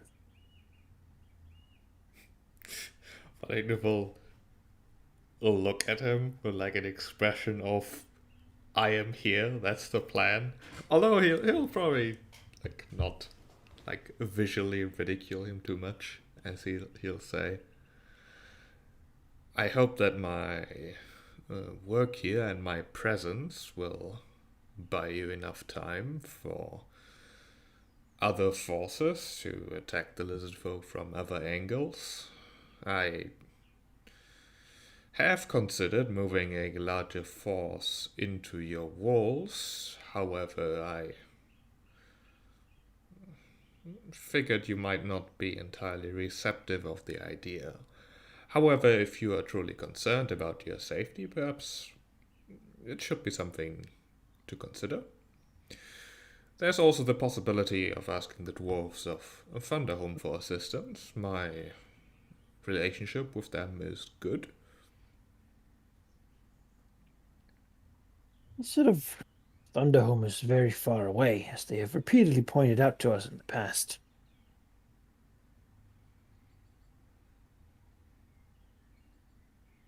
We have sadly few friends left around here. Most people do not value knowledge like they should. Of course, there's the offer from Comia to be involved. We understand that would come with more strings than we perhaps are entirely ready to accept. There's one alternative I could propose, although I suspect you will not enjoy it, which would be to evacuate, to take your knowledge, to take your people, and bring them to a temporary or permanent other place. If we were to begin on such an action, I'm afraid it would just spur them into action. Most likely, yes. Perhaps in that case you could prioritize what to take with you, and we can make more haste, although again, I suspect you're not entirely for that idea. We have magical protections. In the worst case, we can seal the lower levels of this place. ensure that at least no one without a significant amount of effort would be able to enter. We, the senior priests, would stay behind and ensure that it is locked and defended with our lives from beneath. We should ensure the knowledge at least remains there until another one of the true Akhmite faith can come and claim it. They will not have access to those things, but of course, so will no one else.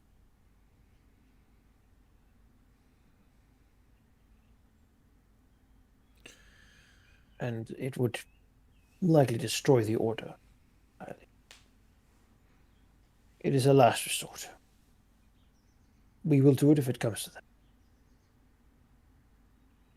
That said, there's the trouble of the lizard folk, but also of the other army that is amassing to the north. It seems they are only waiting for us to be weakened.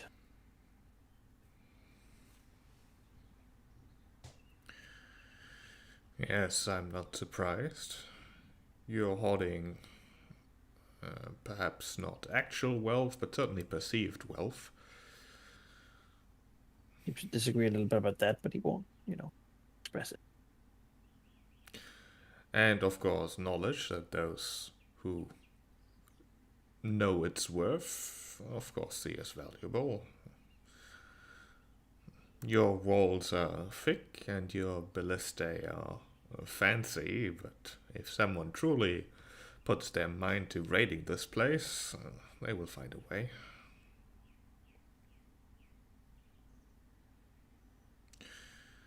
I am, however, standing behind my word. I am doing what I can to protect you. Although I will say that how to put this? My motivation to draw upon my resources might be higher if we did not simply have a business relationship. What else would you propose? Well, I suppose it would still be business, but I would like to know that I can draw upon your resources, your skills, and of course your stored knowledge here freely and at my leisure in the future. In which case, I might be more willing to take higher risks to defend you.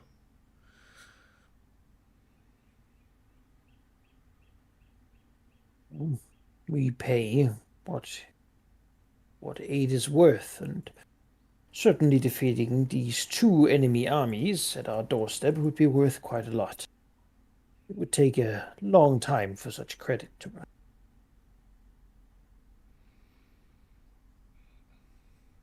I understand.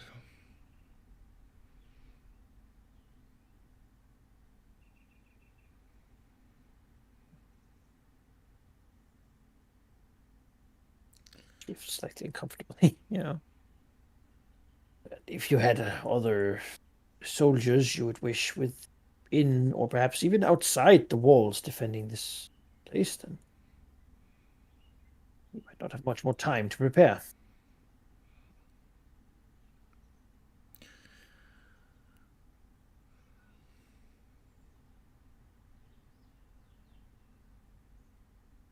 Be quiet because I'm thinking. Sure.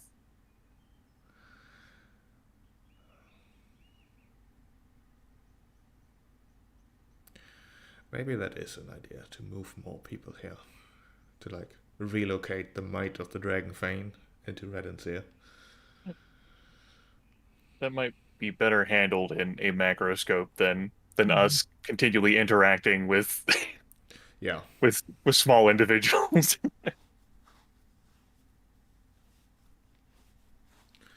Yeah, I think so.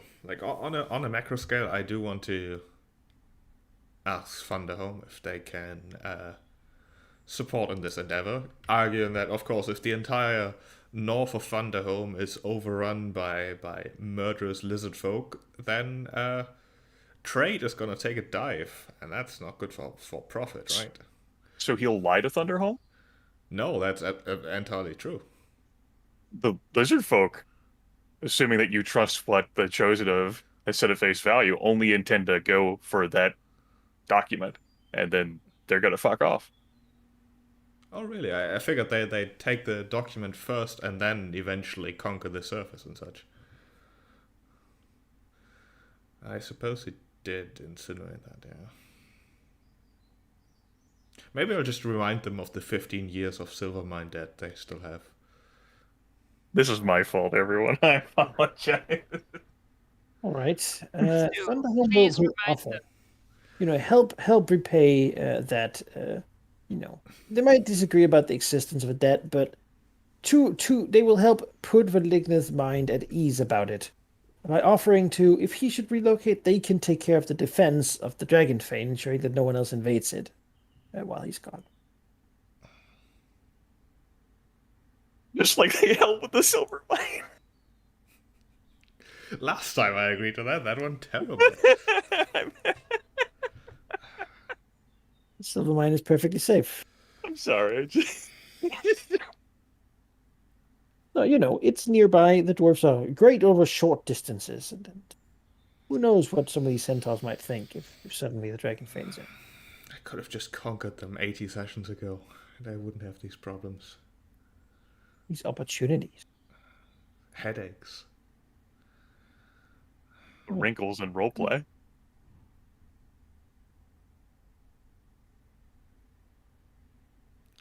Oh, they can take care of defending that place if he wishes to move his people out.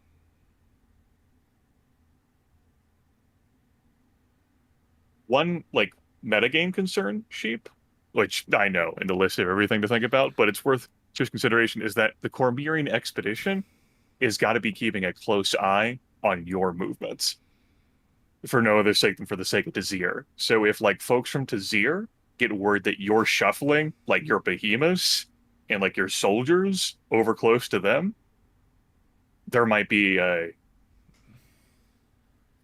maybe not even like words so much as like a reciprocal like shuffling of the expedition. Yeah. I don't expect them to attack you so much as the expedition to swing over, assuming they aren't recalled when we finally get on to getting this gear in swing.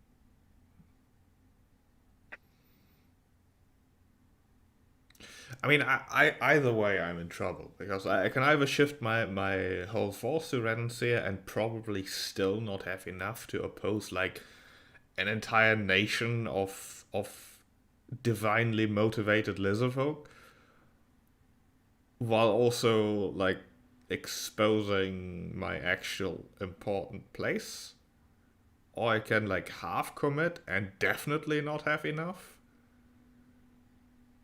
But I can't also just leave. Like, I wanted to defend them. I don't think this is something that could be answered with your compulsion. It's just a matter to Valigna for like what matters more to him right now. His word or the fame? It's a terrible question. Let me think about it. Let's just maybe do a bit more. Yeah. We can go someplace else to do things. I mean, to be fair, the second fix and the mark are planning on provoking Cormiers. I don't know that they would go for the Dragon Fane. Is there other things happening? Well, if you provoke them, they're definitely coming to this ear. Yes, but not necessarily to the Dragon Fane. Not necessarily the Dragon Fang, but they're definitely going to this ear.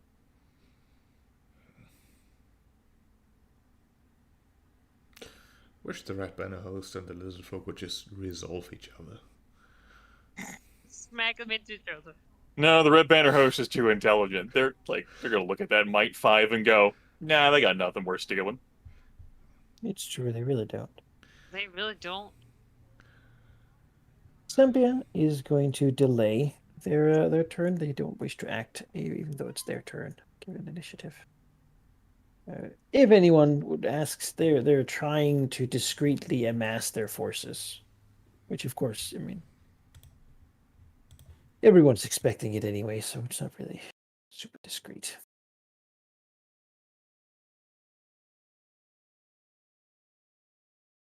years old, and Anglispark has gotten the aid they wanted, really, which is what made Anglispark happy. So he will begin thrashing Termish some more, making further inroads into the nation, and moving upon the capital, which is an old port city now, a landlocked city, with sort of an extended town out to the land. But he doesn't need the one by the water. He needs the one that is symbolically sort of the leadership position. Most people in Termit right now don't really have, like, people don't want the blue dragon ruling them, but at some point, what are you gonna do? Are you gonna fight the blue dragon, all these giants and hobgoblins and wyverns and stuff, or are you gonna just go get something to eat?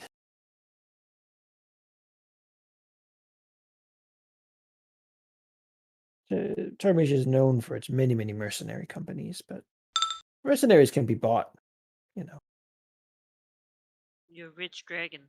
Yeah. And now you're a dragon who can also ensure that people can get something to eat, which is also full.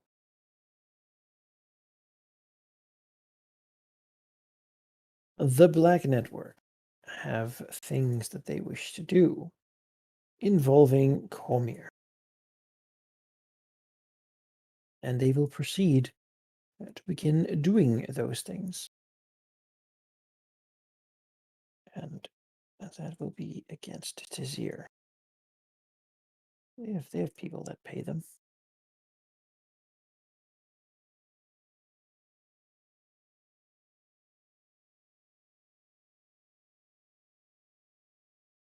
I can tell you, because I did this at a time, that they will have moderate success in their attempts. They are not as successful as they could have hoped. They actually roll pretty badly, but yeah. I mean, they do keep it secret unless someone looks into it. News will be just that that some things have begun going wrong in Tizir, which of course freaks the people there out because that's sort of how it began last time, and they really don't want that again. So Yeah. Yeah. Which, I Oh. mean, that seems like a great time to do some pirating from like any vessels leaving Tazir. See the expedition expedition. Oh, through Elversalt to Tizir to investigate these issues, and that I haven't checked. So let's see how that goes. Oh boy, no, they find out who did it. Um,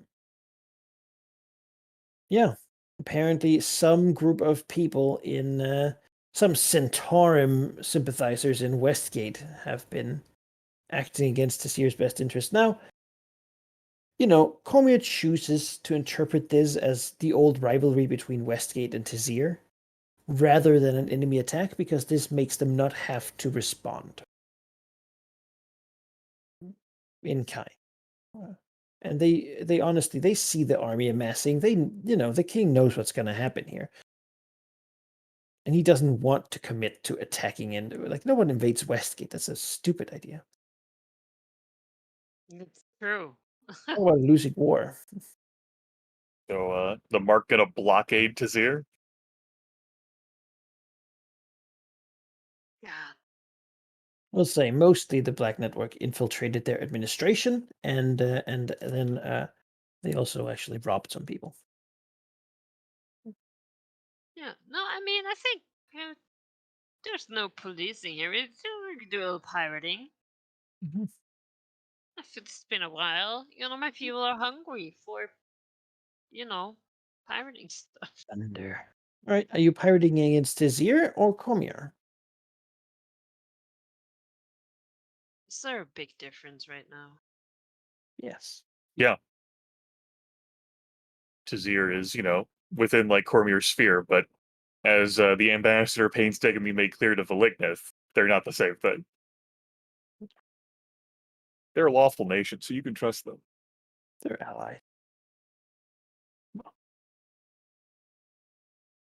Hmm. They count as Comir, yeah. They just have their own stat pool and such because they're not fully integrated. Yeah. Technically, so do all the little towns here. But I Yeah. just haven't given them a token because they don't take action I'll alone. try and pirate some Cormurian ships. Right. I was like, maybe we try the easy one first, and like, we're only gonna get less dice. It's not. So I do believe this gives me access to my asset, right? Yeah. Of course, you can use your witness people too. Use the fish people too to raid some boats. Might and treasure. Yeah. You're making an attack for attacking treasure. Mm-hmm. It's good. That is the best dice pool that I. Double 4, double 3, double 1.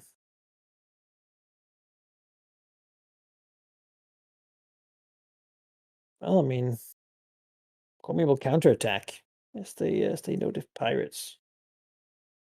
They're good at that. Yeah, that will. I'll That's do a it. success. They will. They will. You will. You basically you send out your ships and such. There is. You take down a couple merchant vessels. Then a couple of fast sailing Comerian like ships will come, and they will essentially hunt down the boat, force you to flee, and take quite a lot of damage. So Yeah. basically, it will cost you an extra might. Yes, Yeah. they- Oh, might or treasure, right? yes, to do the action, but of course, when they counterattack, they do you an extra might damage. Yeah. Oh, but it has to be might. Yes. Okay.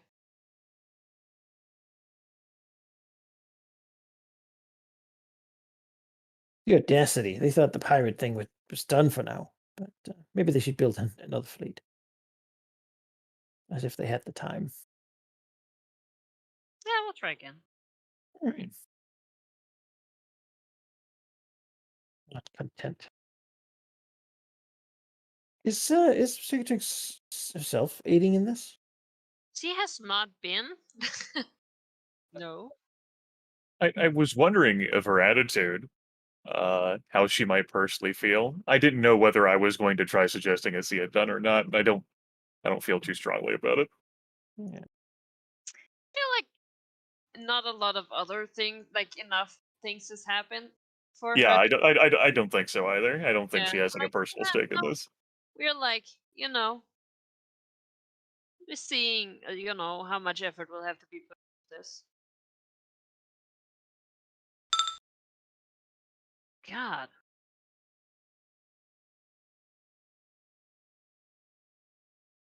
All right. Yeah, that looks like another counterattack.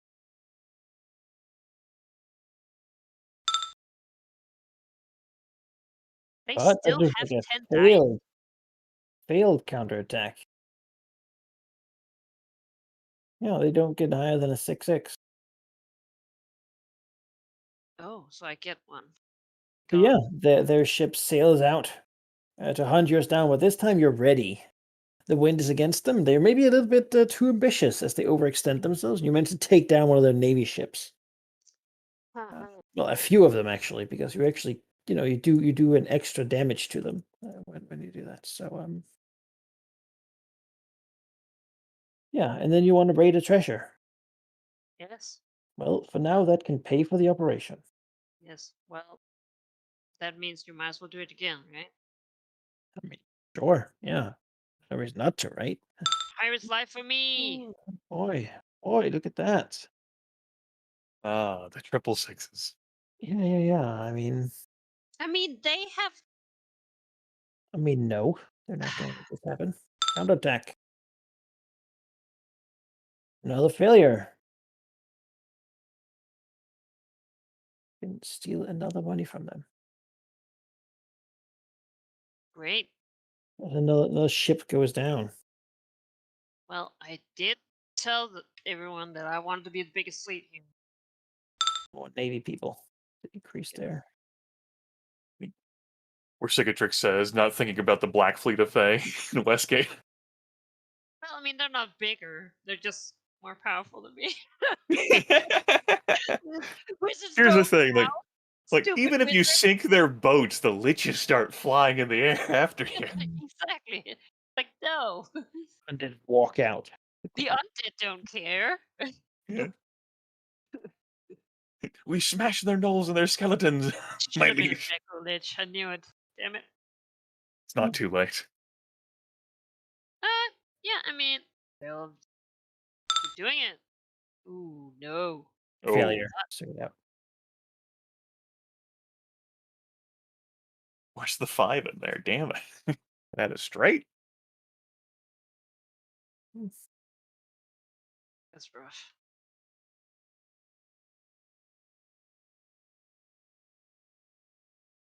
We feel like we contributed some for now. Well, yeah, I mean, a purple sailed ship has sunk, and that's a big deal. Not one. There's Yeah. 3. You forced the mighty nation of Corbier to pay attention to your damn company. Your damn company. They're placed in Westgate. It is hard for Comey to go in there right now. It's not super friendly to them. Looking at the factions here, there's not a lot of friendly anyone. Who do you think is the most sympathetic to Corbier? It's Yeah. like Maligna? No. like in Westgate, like the Thayans are anti-Symbia, or at least that's the thing they've come here. So what's happening there? So there's that, but they're certainly not pro Corbier. I Suspect mean, the Cormier might Thayians have. have also been on the receiving end of a Comerian coalition before. Yeah, The Yeah. reason they're here is recent memory. ostensibly as a part of that, but we all know that that's not what they're here for. Yeah, Everyone knows. The other Yeah. coalition ships don't go to Westgate to hang out. Mhm. That's not Like how it's done. it's probably Zethesden who's the friendliest towards Corbier. You know, as potential. Here's the heirs to well, Black Red. when he seduces like a royal princess to like secure his position in Corbier. You know, he will Red probably flag. do better than the Six Tricks still. When is the right time to tell your romantic interest that you're actually like a molten soul put inside the body of one of your cousins? When is this? You know, They're like a Oh, is it like yeah. a relationship like help forum or like what newspaper? time I do you- Like, is this some kind of metaphor of like self-improvement? Yes. Yeah, right. We burn Yes. enough time on that. Yeah, that's me. All right. Corey would love to respond, but right now you're sort of unavailable for them to respond to. I know. Perhaps some policing in the future, but on the other hand, you're also not the biggest thing they will have to deal with this year. All right, that was not Tassir's turn. They've gotten somewhat walloped, but it's not too bad really. Cormier sort of took the worst of that brunt. Also, That- I've also come to a decision here. All right. Thinking about it, I'm gonna take Thunderdome up on their offer to defend the Dragon Fane and commit fully to defending the Temple of Orgma. 'Cause Sure. it might be a bad plan, but it's the only one I have. Dude, if they take it, we will destroy Dwarven Tide on this side of Faerun. There's already commitment to breaking like all giant structures. I don't know about an old dwarven structures too. There's a lot of those. Oh, the people, not their stupid things. You can use those. Well, dwarves usually have to pull them out pretty roughly. Well, maybe it wouldn't be so bad if the whole like twinning thing wasn't happening. There's Although, prices every generation. before we leave the Dragon Fane here, I would like to use its forges a time or two. Yeah, as the dwarves begin arriving with their hippogriff knights and boars and stuff. God, they had hippogriff. And putting a visiting banner of Thunderhome sort of on the side of the like cliff. That's fine. That they're here right now. God, dwarves on hippogriff knights. I love it. Dwarves on hippogriffs. It's armor time. All right, let's just see how this. Oh, okay, yeah, we're into this apparently. You refit the siege weapons. Yep. Oh, new barding for the behemoths, who, despite being especially good at breaking down fortifications, are actually as a backup to fortifications. Yeah. They are the wolves.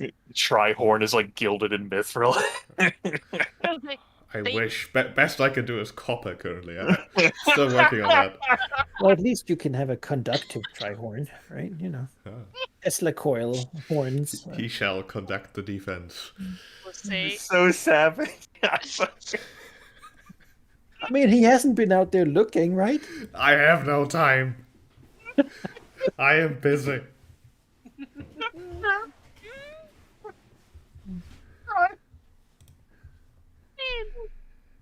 Oh, copper is like Fucking got me dead to rights.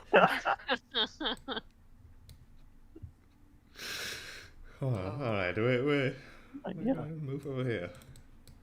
Yeah. You know, the lizards see you, but I don't think like they haven't had their initiative yet. I don't think, given they're not an organized like super professional force, and no individual tribe will sort of attack the force that is moving here. They don't really care much. They're pretty assured in their victory, given that they're being led by their divine prophet. And they haven't really had time to organize themselves. I mean, they don't really write or anything, so they're mostly sort of slow to react to things, even if there's a lot of them. Maybe because there's a lot of them. Yeah, I reckon that's what Willing was counting on, that they're slow to react, that they're looking towards a singular decision maker who tells them what to do, whereas Villignov, of course, takes the opposite approach and just lets his people do whatever the hell they feel like is the best in the situation. It's clearly the superior management style. But So with his entire force here, yeah, there isn't really room inside the keep for them. I So mean- some will obviously have to maybe dig earthworks or whatever around. Like you can erect a palisade pretty quickly if it comes to it. yeah. You know, sort of fortifying the town, maybe even breaking down a barn to make some barricades. The longboat. The longboat. Oh no, that thing is hardy. It is clad with metal on top and such.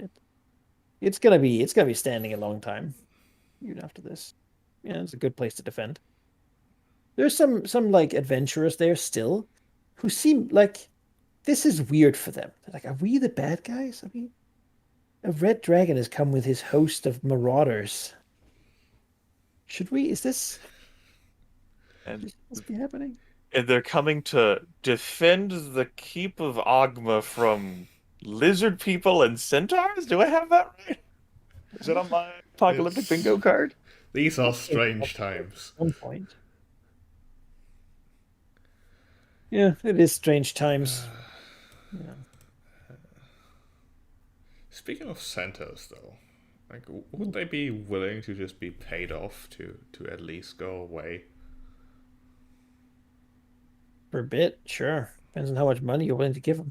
Depends on how much money the Orgmites are willing to give them. The Yogmites don't have enough money to give them. Yeah, well, I don't either. Yeah, that's probably the case. Really, they mostly just want to pass for here. Of course, it's hard for them to go for a town and not raid it. I mean, there used to be another bridge, but I do love the visual. Like, yeah, we just want to pass through. All right, so if you just go double file line, everything's good. I mean, town's right there. People see some people and they're like, I mean, they could feel pain, those people, and then, they Yeah. will try to make that happen. It's just, Won't work. it's like, the leader there knows he doesn't have enough control over all these monstrous humanoids and whatnot to actually stop them. So it's better for survivability just to destroy the city and then pass. Unless things are too hard, in which case you can just wait a little bit. They certainly are a path of least resistance sort of people. The end host is seeing this defense, and I mean, his main thing is to. I mean, the lizard folk really are on both sides of the river here. His main thing is going to be trying to stop the Red Banner host from crossing. He doesn't want him down here. And he's fairly committed to that, actually. So, Venegas can consider him at least somewhat an ally in this situation.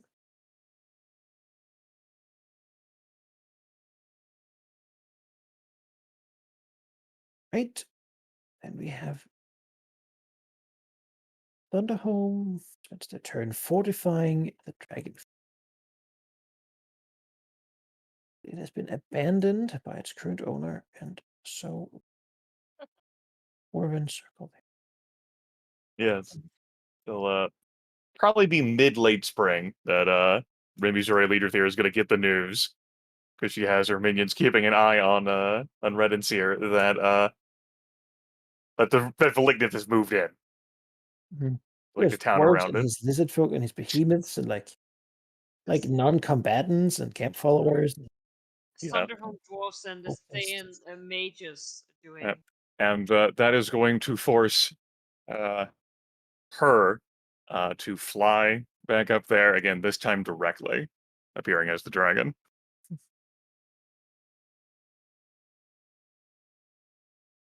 She makes a mean, voyage again. At this point, honestly, the Ockmites are in the minority. so Yep. it's probably Malignant that's met there. Yeah, she's not going to the Temple of Agma. She wants to get an eye on, like, she's the dog of Malignant. She figures. So she heads over, see what has changed over the season or so. Yeah. There's a lot more people. A lot more. Probably bustling with some activity as they prepare the town for the lizardfolk onslaught.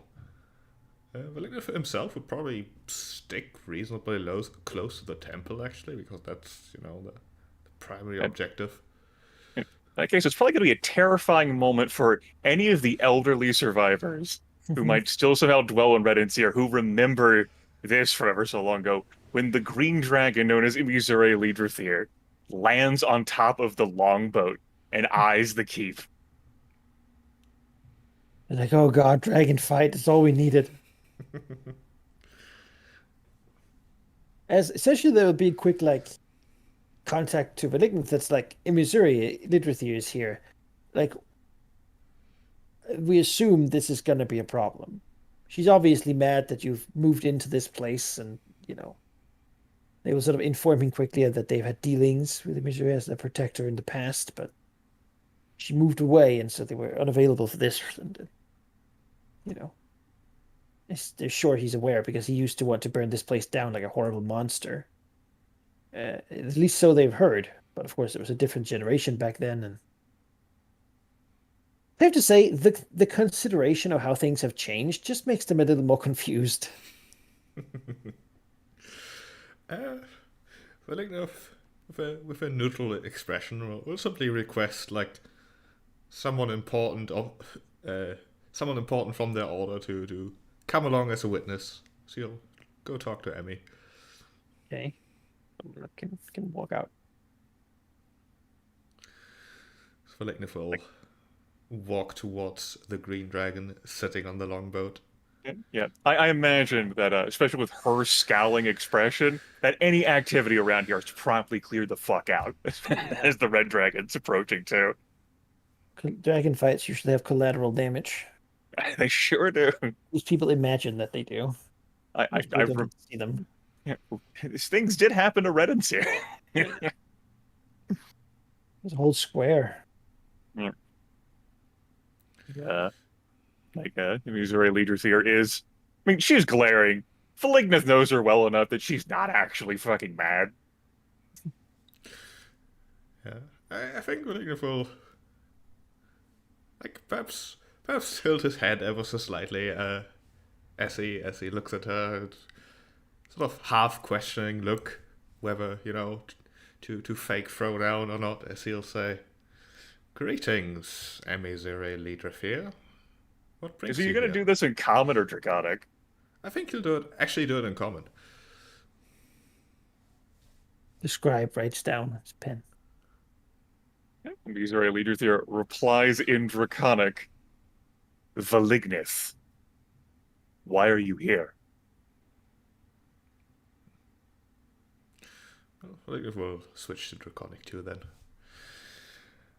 I'm here to defend the Temple of Orgma, who's doing a service for me, from an onslaught of lizard folk under the control of the Death King.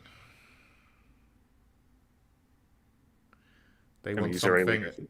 They want something in this temple that I will not allow them to take. The green dragon like tilts her head as if just now like considering like on the horizon like the teeming like nation of like lizard people and their behemoths on the horizon. See like 20 skin wings or something like circling around.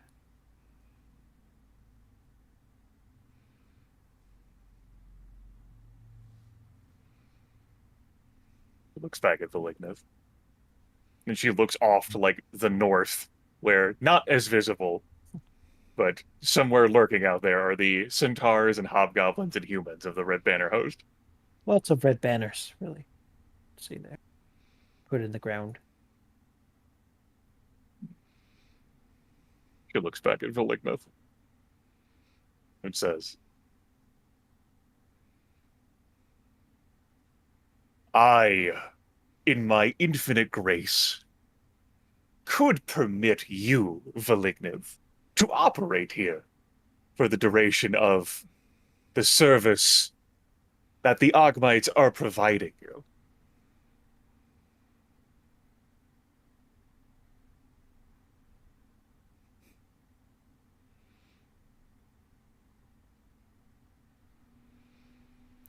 I think Villignus like has a bit of a twitch in his tail at this condescending tone.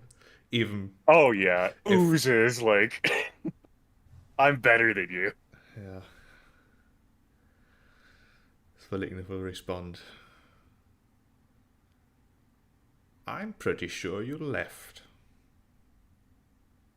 Quite some time ago, in fact. She said, no, I've always been here. I've never forgotten the graciousness or the steadfast resoluteness of these Ogmites. A bond forged when I slew the conniving Oversterlix. Is that how you want to play this? To take credit for my presence here while you once again leave? Once again, leave credit for your presence. No, I'm permitting you to be here, Valignith. There's a difference.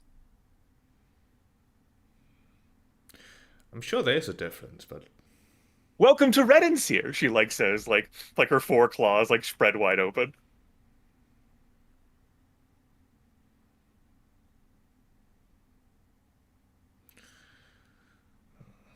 what do you plan to do about the lizard folk besieging your wards here? She says, ah, you know, that is a problem. And she like hops down like off the longboat and begins to like walk towards like a respectable, like squaring off like distance, but not like, we're not flying, just like standing like glaring at each other. The scribe makes a bit more room as he continues writing, speaking in Draconic. Like, I can't just let you be here and insult my personage by saving these Ogmites from their clear plight. Now, it would do no good at all. After all, they have a tapestry of my magnificence hanging within their walls. Now, I see what you're doing at here, Valignith. And while I will permit you to be here for the duration of the service they're providing you, it will be so under my watchful gaze. To ensure that no incidental damage occurs. I too see what you're doing here, but I would suggest you watch your phrasing, or else you might damage future relations.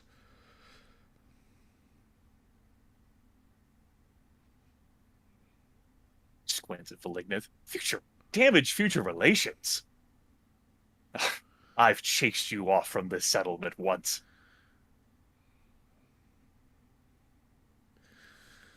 I remember it differently. but perhaps we need not dwell on the details. We will not. No. She slowly backs away from the red dragon, not out of fear, but eyeing him up and down. She says, "I'm gonna be back this summer." Like a fucking advertising a wrestling match. This summer, I know. Emmy returns. That's right. And it's not just gonna be me, but the good support from reliable minions that the Ogmites know to appreciate and respect. They're coming with me. We're going to keep an eye on Red and Seer and protect interests all around Valignith. I'll play along if you want me to, although do consider that my patience too has its limits for this game.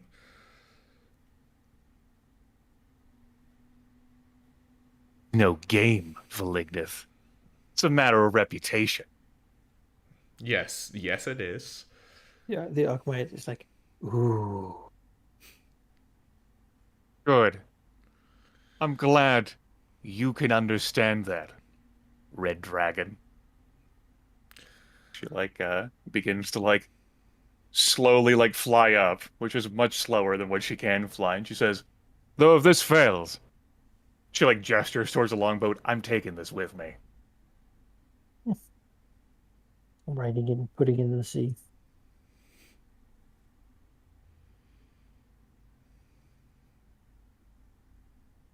Looks down at Valignith, gives him a wink, and then flies away. Valignus does not return the wink. She doesn't expect him to. Laughing, she flies away. She just starts laughing because she knows how much Valignith hates complicated, and that was just beautiful. The fact that the Ogmite scribe was there to write it all down. Oh, that was beautiful performance. Well, it seems like they feel lucky to be in the middle of an ego war between two dragons who now both want to protect them better. That seems like a good situation.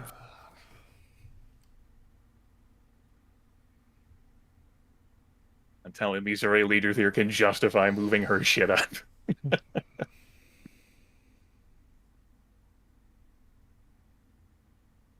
Yeah. I think while Malignus is here, sort of readying the defenses, you said he's actively participating, so Yeah, for sure. he's doing things, which is commendable. People, it's not how dragons usually behave. Certainly, they're usually much too proud for something.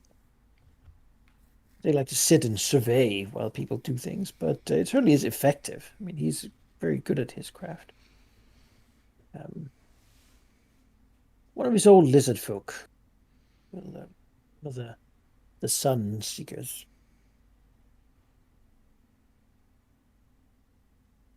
To sort of speak to him.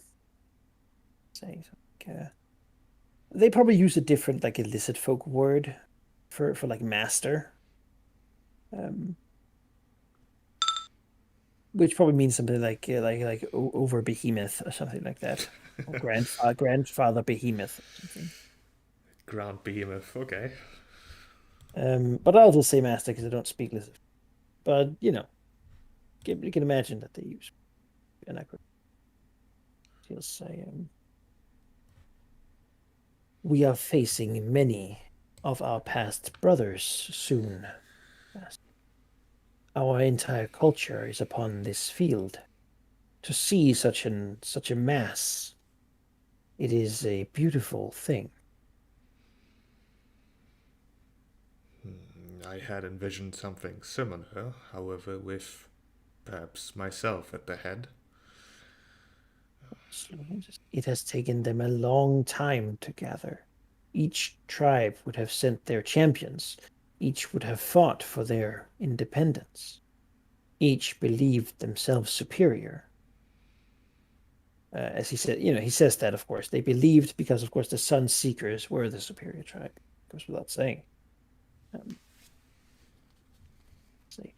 I anticipate the great behemoth tribes fought the hardest. Those with lesser behemoths,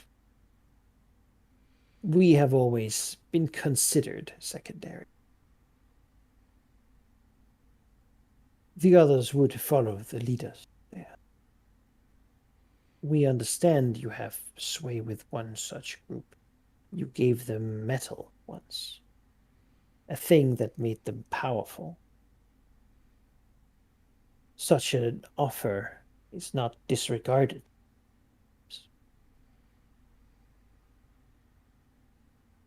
However, there is one problem.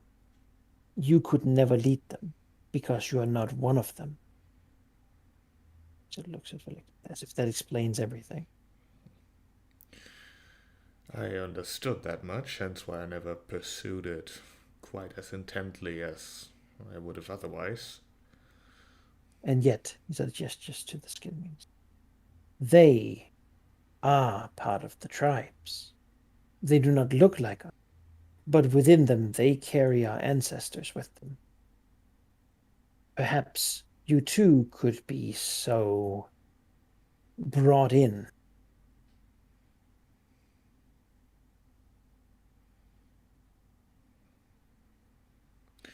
You're suggesting that if I ate lizard folk, I would be considered part of your culture? Only the mighty, the proud, the powerful, of course. But yes, to devour the flesh of a fallen foe is to accept part of him inside of who you are and become part of who he is. If you are to kill great masters and heroes or behemoths, to accept their power and grow stronger from them, it would strengthen both you and the tribe. They would gain you, and you would gain part of their strength in turn. We eat the flesh of the fallen behemoths, and we feed them our own. As such, we are one people. I have no doubt that the chosen that leads these tribes have devoured many a chief to get to where he is, a member of every tribe.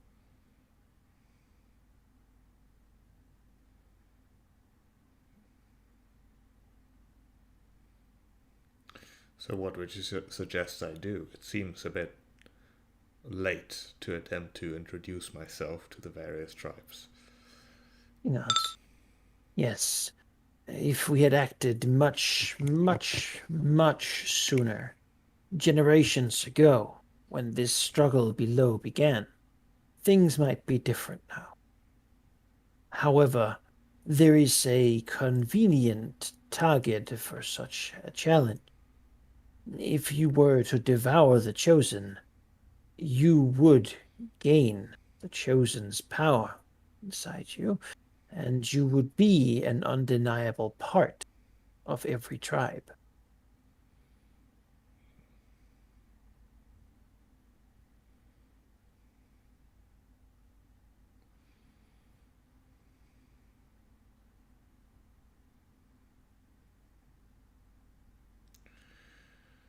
That would certainly be a quick end to this attack.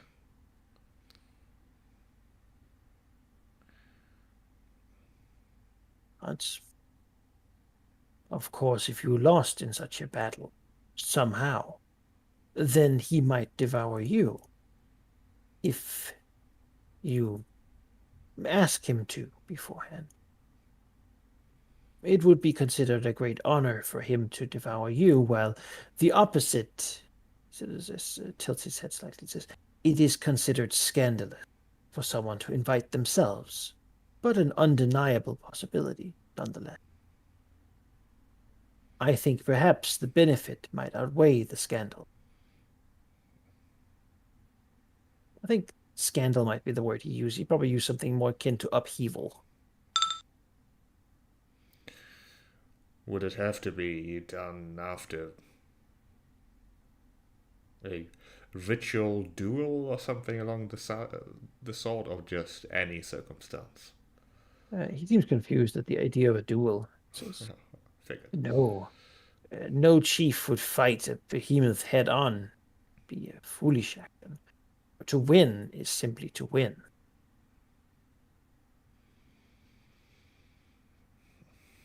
I see. Only a tribeless being will fight alone. One should fight alongside one's tribe to conquer the other, and then either destroy them so that their flesh can never be eaten, or devour it yourself, take their power. Of course, destroying an enemy, seeing as a DM here, destroying an enemy and sort of burning or destroying their bodies so that they can't be returned to their people would be considered a very grave insult. While devouring your enemy would be sort of like, amongst lizard folk, would be a bit of an honor, or a bit of a, you would show basically that you would like their strength to be part of your family, which is considered a generally positive thing. Of course, the thing the family might want the most is for you to deliver the corpse to them so that they can devour it, right? If the chosen was to die, the lizard folk would probably have a new ruler who would then devour the corpse if possible, as a way to sort of to gain that. Or they might feed it to a behemoth to have some sort of super behemoth. Whether it actually works and you do gain power from it doesn't seem to really concern them as much as the fact that it's a symbolic transference of. You are what you eat, very much. I mean, to be fair, for dragons, eating people is not. Like, it's very off-putting when you play an adventure and you're, like, playing morals, I suppose, but it's like, we could solve this problem by having a dinner. I mean, it's at least what he would suggest, because of course he sees Veliknith as a follower of Tiamat, who is also a great lizard deity, and maybe a little more active than Samyad. proactive. I mean, that would be a good solution to this. But gonna need help, as usual. The lizard folk nods, of course. Lizard folk will help. Show them who the real behemoths are. Yeah. Yeah, I think Veliknov's gonna send a messenger down to the Eelfort to explain the fact that if Veliknov just ate this guy, this problem would go away, and that sounds great, but he's gonna need help. Yeah, I mean, the cicatrix is very okay with that. Yeah. Basically just be... Well, that seems like... I suppose it might make it easier to deal with all... Are you planning on making them think you're a lizard? You know what? It does not matter. If you truly do think that would work, and you are not one for deception, I suppose I can aid you in a confrontation. I do think we should lure this person. Maybe, I don't know, pretend there's some kind of meeting, or arrange a meeting, I suppose. I am not one for deception, and the first thing you suggest after saying that is to deceive him. Well, is it really deceiving? Just don't tell all the truth. Yes, it is. You think about that, huh? Well, really? I don't know. It seems like a very broad definition. No. It's very pointed with first-hand experience from Veliknov. After being friends with a black and a green dragon, it's great. Well, again, if you need help dealing with this lizard. I'm I they are me too. So I see no reason to not aid you. As long as we of course try to get the most favorable position. I think we'll wait until they attack, and then the keywords are shock and awe. See where their leader is. He will probably be in the back. He seems smart. Mm. Then So we will while kill him. on we go to the back line.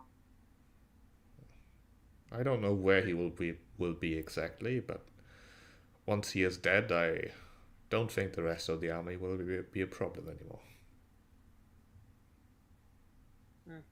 I find that hard to believe completely. If it can destabilize them, maybe they'll start fighting about who is the Neo Chosen or whatever.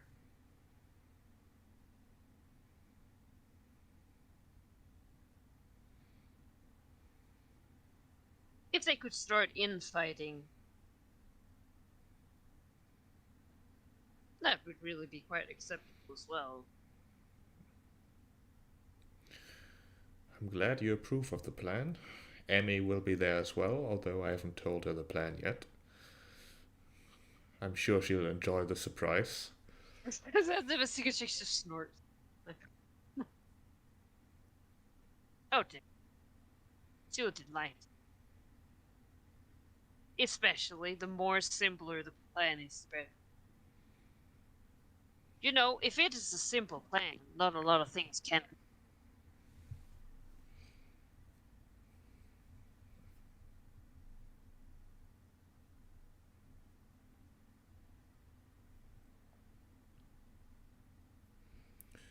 It's true.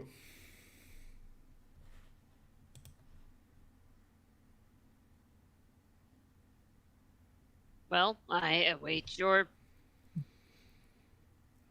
signal. Yeah. She'll put down the sending stone and snicker to herself. Like, simple plans. Oh, that's a good one.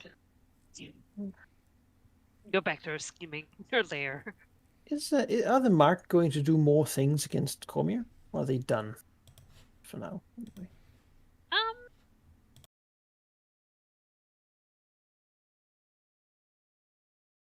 I mean, we might. It kind of depends a little bit of the like if the legislative vote or folk are just collecting strength right now, or they're No, starting it's going to happen this year. this year. Yeah. With the list of folk. Yeah. I But mean, so are it's not things in Cormier. So Oh god. both conflicts are warming up and have been heating up, really. And in Termish, for that matter, but you're not really part of that, so.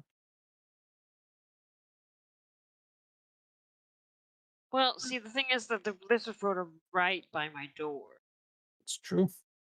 I don't like that particularly much. No, it's fair. I just wanted to know before I begin rolling dice for them. You know, give you the chance to do more acting. We'll attack Cormier once again, and then Alright. we'll. Well, boat. Yeah, I know, definitely. Alright. We're raiding. We're not. That's no. This is the piracy family. There's not. Mhm. You know, I feel like this is actually you playing into your compulsion to see it done. The fact that you can't let Cormier go when there is a huge group of lizard folk right outside your doorstep that could go like smash your face in. Yeah. Like, So I have feel a like this fight. very much, this very much is filling in with that theme. I'll take that. Yeah, it's. I mean, Yeah. it's the cost. Sunk cost. But like if I stop now, Advocate is nothing. Hmm. We need more Hmm. destruction. Mhm. All right, so that would. More destruction, more truth. Wait, what? Yeah. Oh no! What have I done? Ah, gosh. Look at it. See it done. Yes. Well, I mean, I think uh, the signatures will join this time. This is. All right. Let's see. The Black Dragon returns after a couple of decades to terrorize this lake of the dragon turtle once more. Bam. That's Oh, right. man. Yeah, that is a good Piracy. roll. Yeah. Fuck yeah, piracy. You wouldn't download a car. Oh, Guess what 10 day it is, Cormier? Talk like a pirate day. Yes. It's always talking like a pirate day. It will try to counterattack Oh, shit. and fail. Because they didn't get any triples, and you had tens, so they have been very unlucky with that. Yeah, they send out, and this time they have like a war wizard there, and they fight the we have we would have seen like the ship battle, right? Harpoons and such. And suddenly like the black dragon just bursts out of the water and like rips the guy in half. It burst through part of the ship and just like an orca just diving up. I mean, I with that hate report, wizards. You can even keep it. You even have like 2 8s to keep this hidden. Wait, no, you don't. No, that's not me. Yeah. I have two They two. know it's you. Yeah. That's They fine. know that the dragon here is involved. It's not really a secret anywhere else. They literally just have to ask anyone in Westgate, like, oh yeah, they have a dragon. They can't ask anyone in Westgate. That's true. It's too bad for them. Do I get my treasure Your treasure? Yes. for sustaining my attack? Yeah, I do. still. Well, No after that. hmm? But yes, you do. But no, there's no more after that. I'll do one more. Then the temporary will be lower. I mean, they're just gonna defend more. There we Yeah, go. that we cannot. There's a defense, not a counterattack. So yeah, you just take a slap on there. Ow. But I know. Hmm.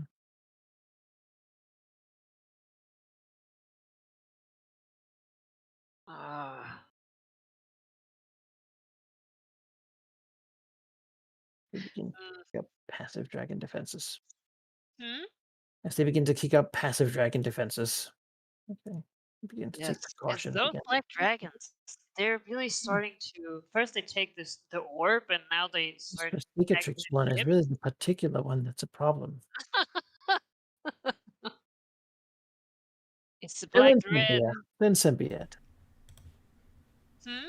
Then Symbiad. No, wait. I want one more. Okay, all right. Cormier, it's And- like that black dragon definitely wants to become the Black Dread. Us. But not really. Raid on the eel fort from like a team of like war wizards. That have a counterattack. I mean, come on. Triple force. They slap. Triple fours. Oof.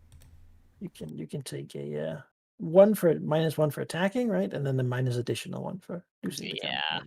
Right You go in down. there, but this time they're ready. Like they're throwing down. They have assets. Cormier is a massive thing. Yeah. But That's they also alright. have taken damage. Assets don't really help their defense. We They will- get dice for it, but they still spent their actual. Exactly. And the mark will go back to Westgate. you know.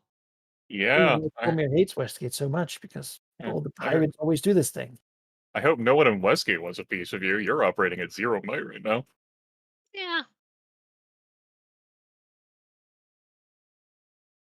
So they're busy. Truly.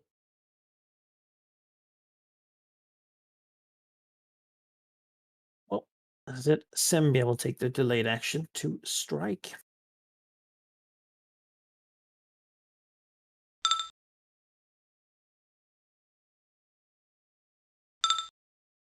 Ooh, they get Wow. Ooh. smashed in the face there. Albeit a weakened Cormier. Taking their treasure has not diminished their defensive capabilities much, though. They sort of need. At this point, though, they're down to less than 10. No. Maybe I'll just recruit some more people. Not as fun anymore when Symbia recruits people, though. Yeah. Well, you know. 10, 9, 8, 6, 5, 4, 2, 1. Yeah. And then Sybia's coming.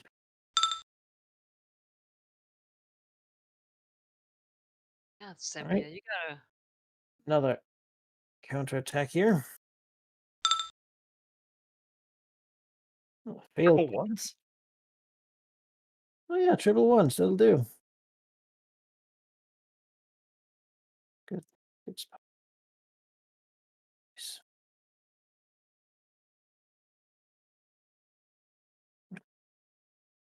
Well, that's sad for Symbia. You know what? They have money. So why not just keep going a bit? They still have power. Look at that. Double sixes. Cormier is running thin. And also these marked have pushed them quite a bit.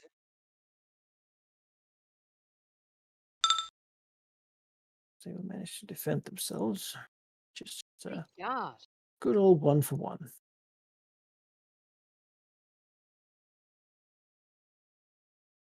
Continues. I mean, who needs self-preservation? All right, Cormier will counterattack. Yes. Oh my god. Yes. Yeah, the military superpower of good They reason. are. Now they're down to this dice though. Oh well. So Shadow Owl wants to do something to actually hurt them. I was saying, you gotta fucking. They want to do is attack to push them back from their territory. Cormier defends. Fails. Is we'll draw up additional forces, maybe a general conscription here, because they need it at this point. The floating island's on the move again. Coming. The shadow Ah! company. Oh no. Oh no. Doom for us all.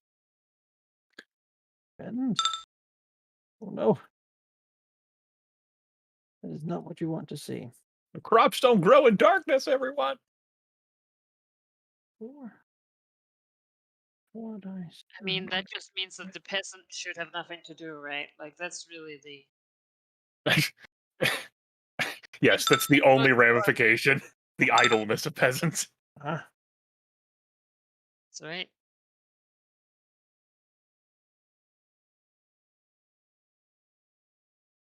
as they manage to actually do a bit more. We'll move south as the result of this extended combat. As Cormier will have lost additional land. Again from when they lost some to Serbia.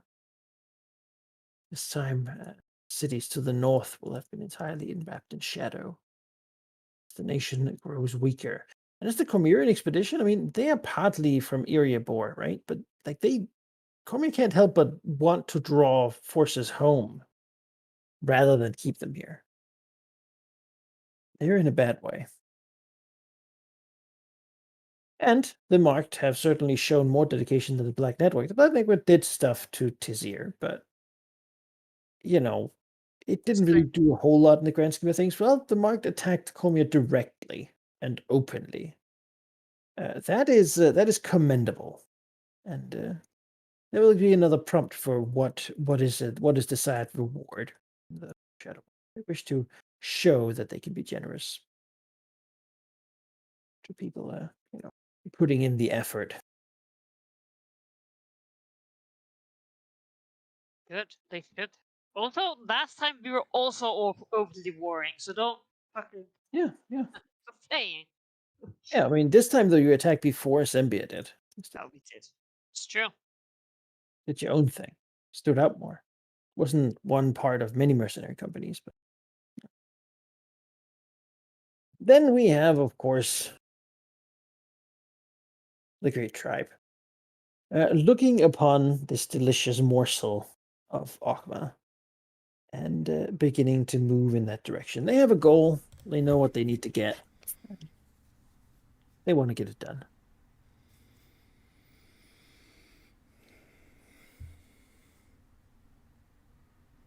What season is it currently? I mean, they're not acting quickly, so it probably is late summer.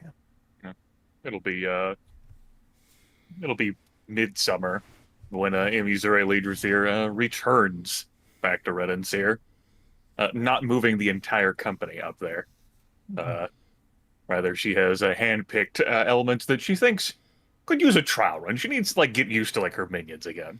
Like, what are you good at? What do you do? And so, probably from like day inside, it's going to be like a mixture of like drow riding like giant spiders, like were rats on whatever other like mounts they absconded with, like pet cockatrices, and then like druids like flying with the green dragon as like a vanguard for her.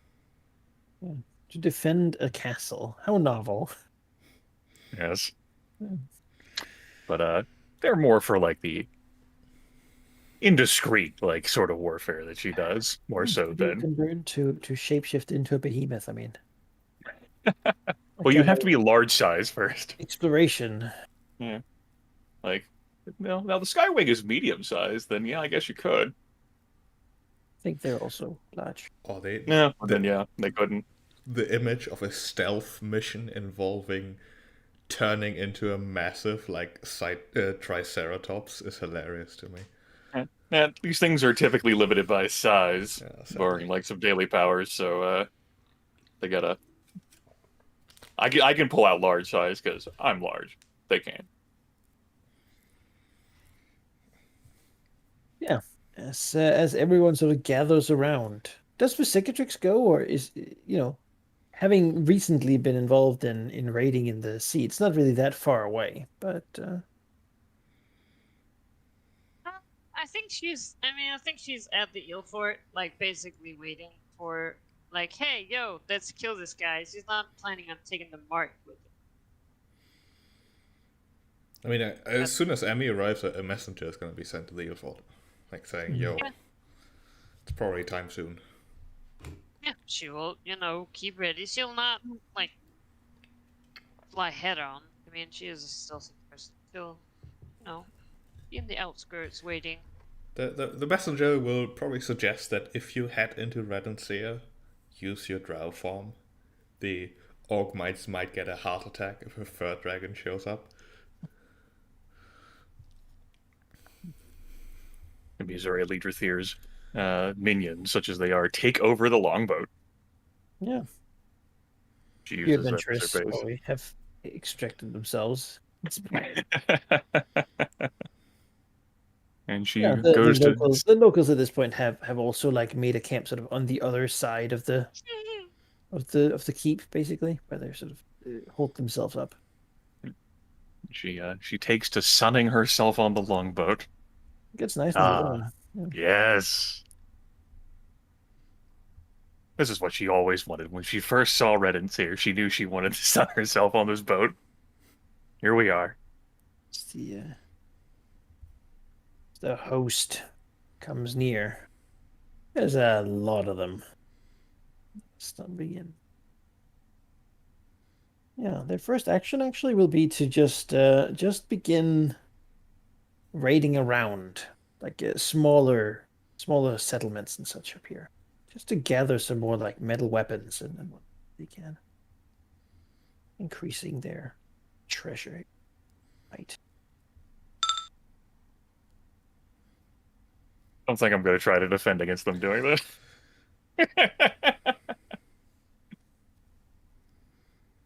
Probably not. No. I think they can have that +1 uncontested with triple heads. Yeah, then they look to the Temple of Okma and will attack it. Yeah, before the attack happens, basically after Emmy arrives, Malignivore will go talk to her. This time making sure that there are no Augmite witnesses with him. All right, they'll probably fly away and like have like a draconic conversation flying in the sky. Hawkmites at this point have gone inside the keep. Yeah. Like they've closed the big door, letting a lot of the other minions outside, and then, ready the ballistae and such. Which have to be manually used because there's not a particular type of enemy that they're fighting. There's Lizard folk on their side too. So Malignivore will say the easy way to resolve this attack will involve direct actions from us. You and I and the Cicatrix has agreed to help as well. We will kill the Chosen, I will devour his remains, and then we'll force the lizard folk to follow myself instead, or at least scatter. We'll wait until they attack, such that many of them are hopefully distracted, swoop in, and kill him. He says no. What do you mean, no? Doesn't sound easy at all. What would you rather do? Kill their entire drug. You think it's less effort to kill all of the lizard folk rather than just him? As a matter of fact, I do. Metagame-wise, it's less effort for her personally, for everyone's companies here, to like beat down that company, than for her to go try to fight a chosen Simiana.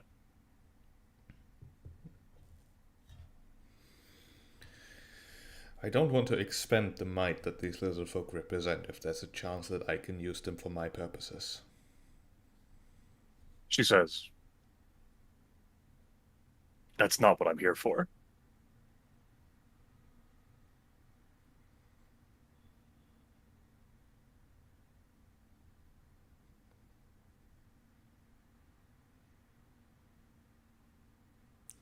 I'm here to ensure that the knowledge that's inside the Temple of Agma goes to either you or to me. Or split between us. I don't care. They've proven that they can't keep control of it or protect it. You can have it all, really. But I'm not going to be hunting some chosen that organized an entire nation of lizard folk to come up here onto the surface to take something from this temple. Just so you can eat him.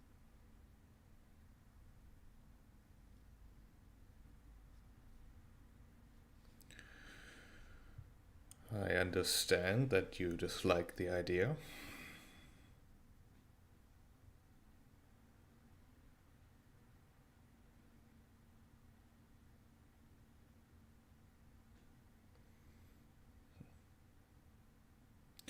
Perhaps the Cicatrix and I will be enough to kill him.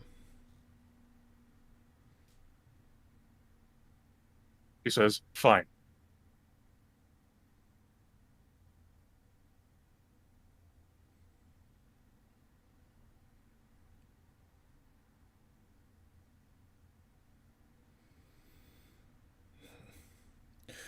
Why are we like this, Emmy? Why do I always suggest something that you disagree to, then I do it anyways, and you scold me afterwards? He says, there's no scolding. I came here with one idea. I didn't come here with the idea you suggested to me. There's a difference between what we discussed before now and what you're bringing to my attention now. Had I known this is what you wanted to do, I would have. She sort of like rolls like her entire bulk. Like, I can't do any of my things I would do to learn about these lizards or any weaknesses they might have. There's nothing I can exploit there. It's uncomplicated as you prefer. But I do not find it agreeable. Smashing these worthless creatures out here in the open for all to see is a benefit for us all. And then afterwards we can pluck your leader after it has been proven that he has lost, and a loser. Perhaps it will weaken the faith in Simiana.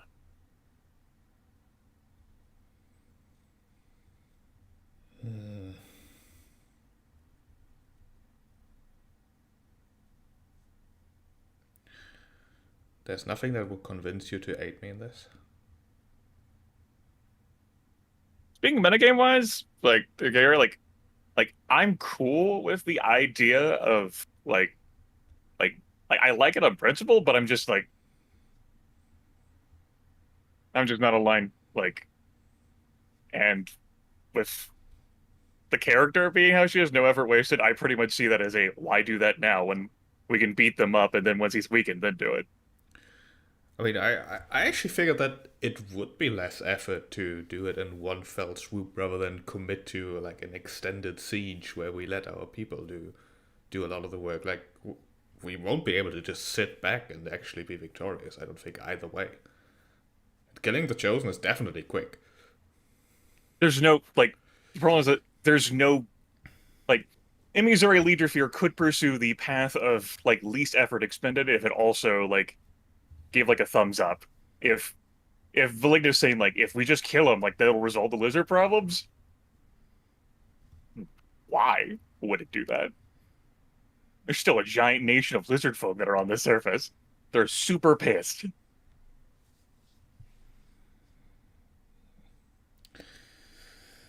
Well, my lizard folk have been telling me that. She snorts immediately and says, "Oh, the Sunseeker tribe, the ones who were cast out from the underground. Right.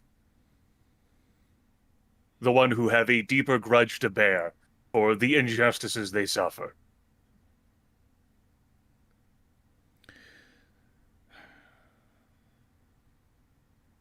So, not only are you publicly disrespecting me to continue playing our game in Redenseer, now you're doing it in private too and disrespecting my... Your minions, yes, the ones I initially encountered when they first crawled to the surface. The Sunseeker tribe, yes. You? No. I'm here because we agreed on that.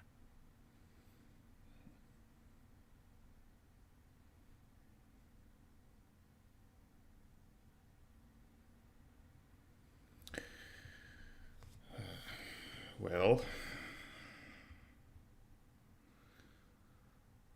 I suppose at least we agree on defending the Temple of Ogma, which is something.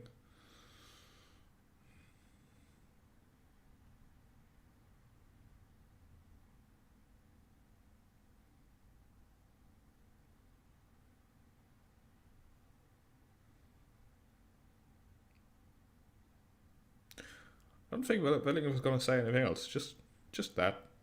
Do a few more rounds. Land again. You'll go lay back on the longboat.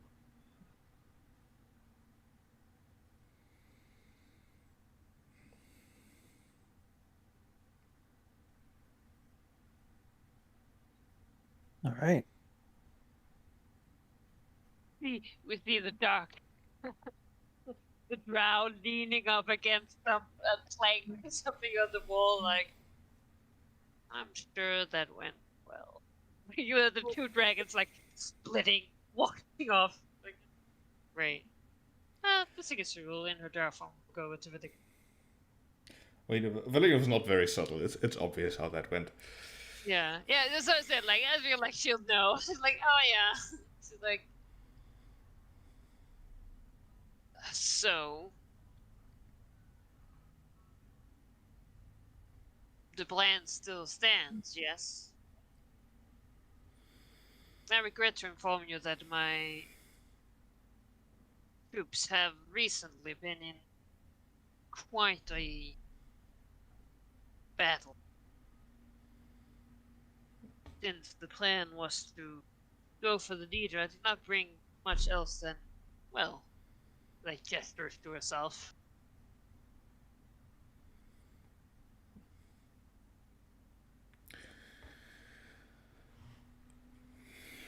The plan was to go for the dealer. It would have been quick. Perhaps not painless, but quick. Emmy disagrees. I don't want to drag you into a fight that would be more difficult due to Emmy's rejection of my ideas, when she would rather see everyone destroyed as they fight each other while she sits back doing less. Is there a way we could combine the clans? I mean, if she and her forces want to attack the lesser lizard folk, perhaps we could still use that as a diversion. Swoop in.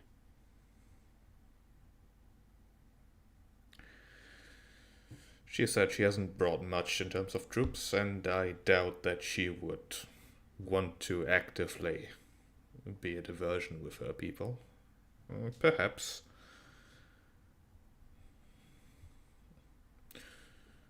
I'm not in a mood to ask her.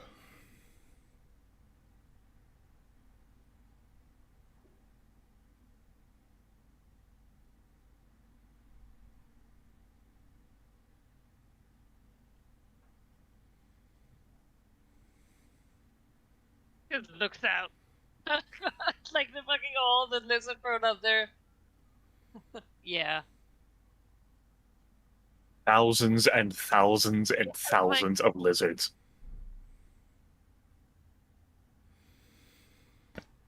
Like, the entire nation of all the lizards that lived beneath the surface of this region. Yeah, surely it's easier to just kill all of them instead of one of them. I mean, to be fair, it'll never be killing all of them. Breaking the faction will simply mean that the faction breaks. Which means that they no longer are a cohesive unit.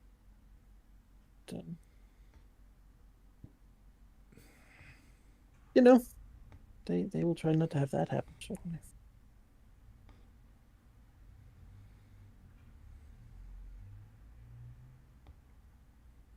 Yeah, out of character, I don't really know how to proceed.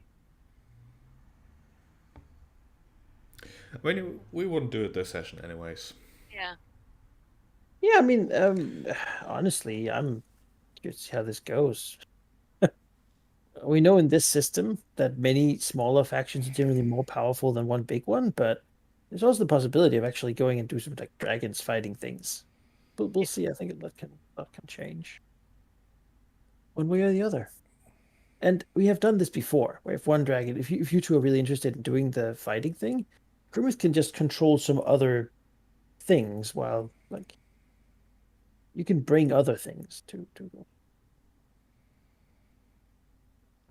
which is not a Missouri, but perhaps can help fill a lack of something in a party anyway.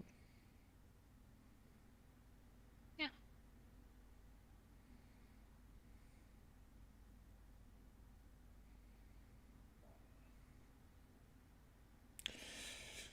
Yeah, I feel like that's how that's gonna go. Like it's potentially quick resolution of this. It might be long-term benefits rather than just waiting until the factions smash each other. I really want to get like directly involved here. Mm-hmm. Yes, me too. Also, I just spent like I don't actually have the power of my faction anymore to help you, like Well, at all. it's kind of funny. Like, Missouri comes up here, it's like, yes, I'm coming with some of my people. Then Vasicatus comes and says, I'm just here myself. I can't help. It's like they have sort of the opposite.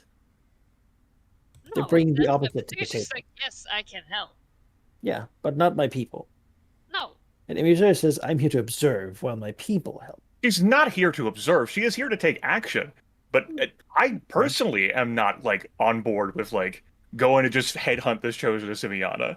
Like, if this was going to be a goal of ours, like, this is something that should have been like brokered beforehand. Maybe even like put on the list of goals, because that sounds like pretty monumental and a big deal. Something that was described in the previous session as teeming immensely with arcane power. a conduit apparently of this Death King's like favor that he's channeling into this dude. Mm-hmm. Yeah, I understand. I didn't think it would be a useful goal before this session, so Yeah, I mean, we didn't know the lizard thingy. yeah, The lizard thingy what? That that we might be able to solve it by just eating him. I mean, we still don't know that. Like that's been like knowledge about the lizard folk that was told long before you joined this game, Ari. Yeah, well, you know. Yeah, like I understand why you don't know, but like that's how like these lizard folk like are. yeah. I believe that to be true. At least it makes sense from what I've heard, from what I remember from interacting with the lizard folk before, and also talking to the chosen himself. Like he specifically said that he has like eaten members of every tribe to become their leader. Yep, that's absolutely how their culture functions. So it absolutely makes sense that this method works. I Might absolutely might work. disagree that a Might work. dragon eating the chosen is going to result in like two thumbs up.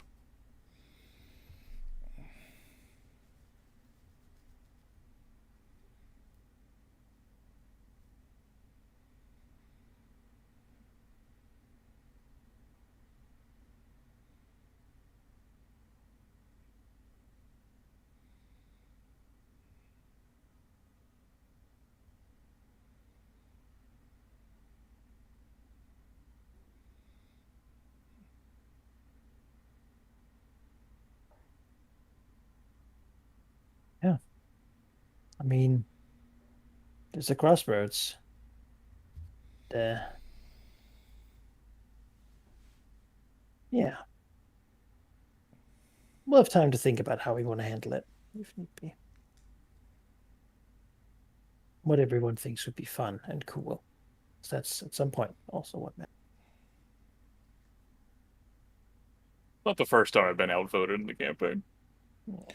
I'm just thinking that it's cooler to assume that it might work than it is to assume that it won't.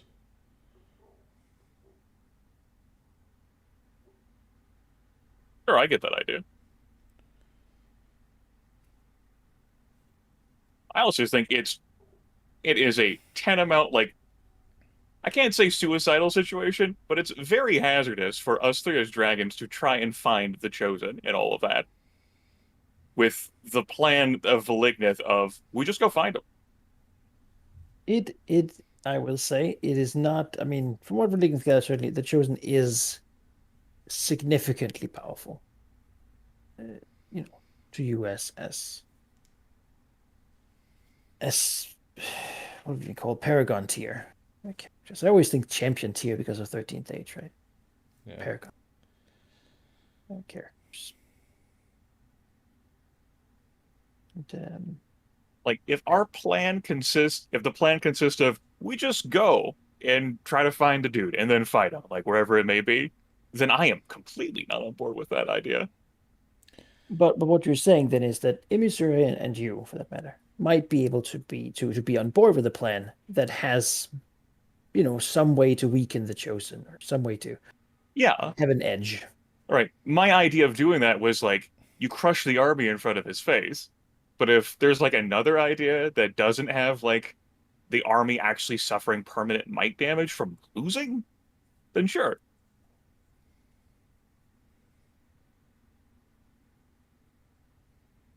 I mean, if permanent damage is what you're worried about, you just don't have to attack their might. Thing is, they can't get themselves into permanent damage. Because once they reach 0, they can't attack anymore. The real thing for like belief in someone would be sovereignty. Right, but I wanted to like lizards like they have to learn their lesson. They can't come out here and do this. Okay. Obstinance. like you're saying it's not sovereignty, I'm saying All right, yeah, I see. I don't care what they believe. I need bodies in the ground. like Perhaps, that's a perhaps I haven't thought about it in terms of like stats, but rather just the image. Like Emmy, as far as I'm gathering, is suggesting that we wait until our factions like tire each other out, which makes sense. It's the least effort for us personally. I definitely agree. But it's hard to argue that that doesn't involve like a whole lot of dead lizard folk. Like, oh, we will tire out the enemy by stealing all their treasure. I intend to murder their leaders. Not their Yeah, chosen directly. Like, I'm here for, like, all the people that are trying to organize that. Like, I'm absolutely for, like, unconventional warfare. Like, that's what I'm here for. I will state again, there's plenty of lizard folk. If you destroy this faction by reducing every stat to 0, still gonna be lizard folk, my guys. They're just gonna not be like they're gonna retreat out across the plains, right? That's sort of the best case scenario here. So there's enough of these guys that they're gonna stick around for a while. They're not all gonna get kobolded so easily. Right. Yeah. They might in time. Yeah. Maybe that's my subconscious worry that Right. oh god, I'm just gonna kill them all again. And I didn't expect, like, even if we permanently reduce their might of 5 to a might of 0, that the nation of lizard folk cease to exist. But, like, speaking, like, as a player, like, I think it's cool, like, for, like, these lizard folk who want to try something, you can just punch in the face and say, no, you're not allowed to do that. Like, let's say that we do find their chosen, and we do fight that chosen wherever it may be, and we do defeat that chosen, and you do eat that chosen. That doesn't defeat a nation of lizard folk either. And if we're going to look at stats, your sovereignty is not great. It's true.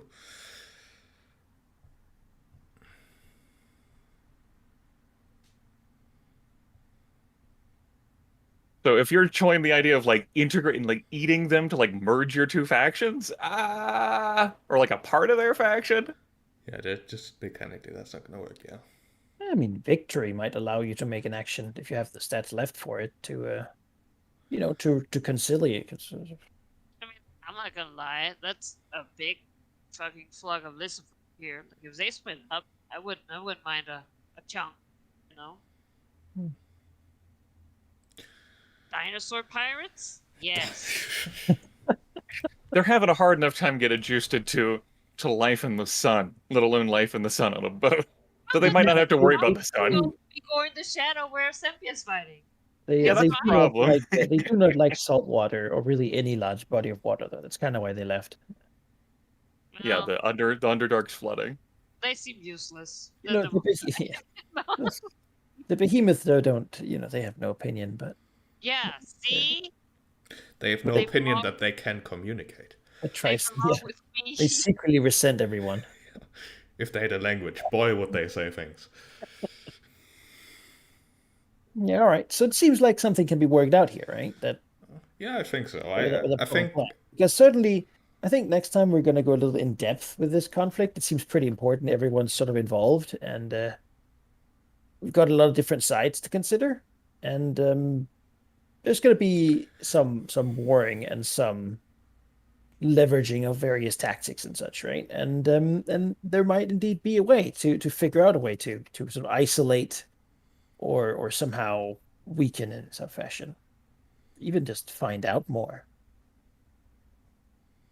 Like, this is the kind of fight that's not going to take like a day, right? It's sort of a miniature war here. They have an objective, and you have an objective, but they can't just like walk in here. That would be very hazardous for them. Like, the Temple of Akna has called for help, but it is not defenseless in the least.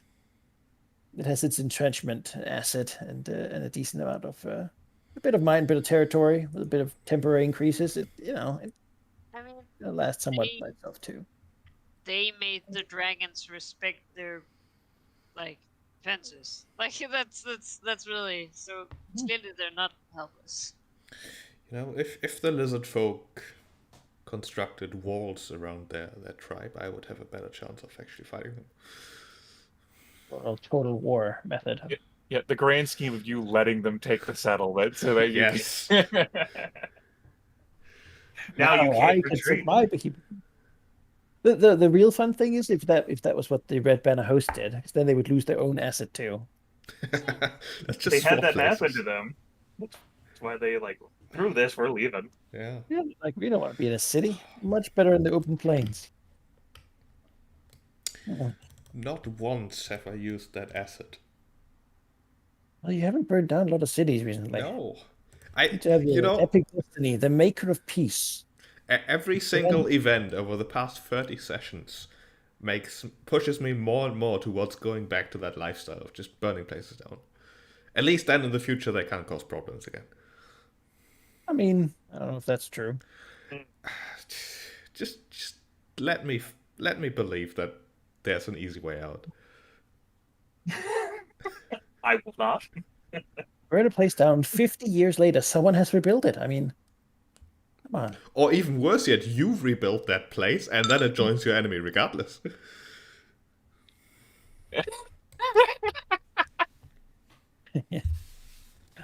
I'm just saying, there's a long-standing like thought process, I think, in Feyrudian society that when the Red Dragon tells you something, you don't believe the Red Dragon. I mean, unless it's I'm gonna kill you all, in which case you do. Yes. So yeah, it's really because most red dragons are uncomplicated that way. Generally, actually, the threading, like the utility skill that makes you thread people instead of diplomacy is actually very on point. Like for a red dragon, it's like, oh yeah, this is the only way a red dragon ever is perceived to talk. Like, Perfectly makes sense. yeah, how paranoid would you be if a red dragon was like, yes, it's okay, please, I will do whatever. It's like, oh no. Oh, no. So at you, and he's like, "You should dye your hair," and you're like, "Yes, I guess I should." Yeah. Yeah. What color were you thinking? Oh, Red, don't you ask me these said. specific questions. You're like, "Ah."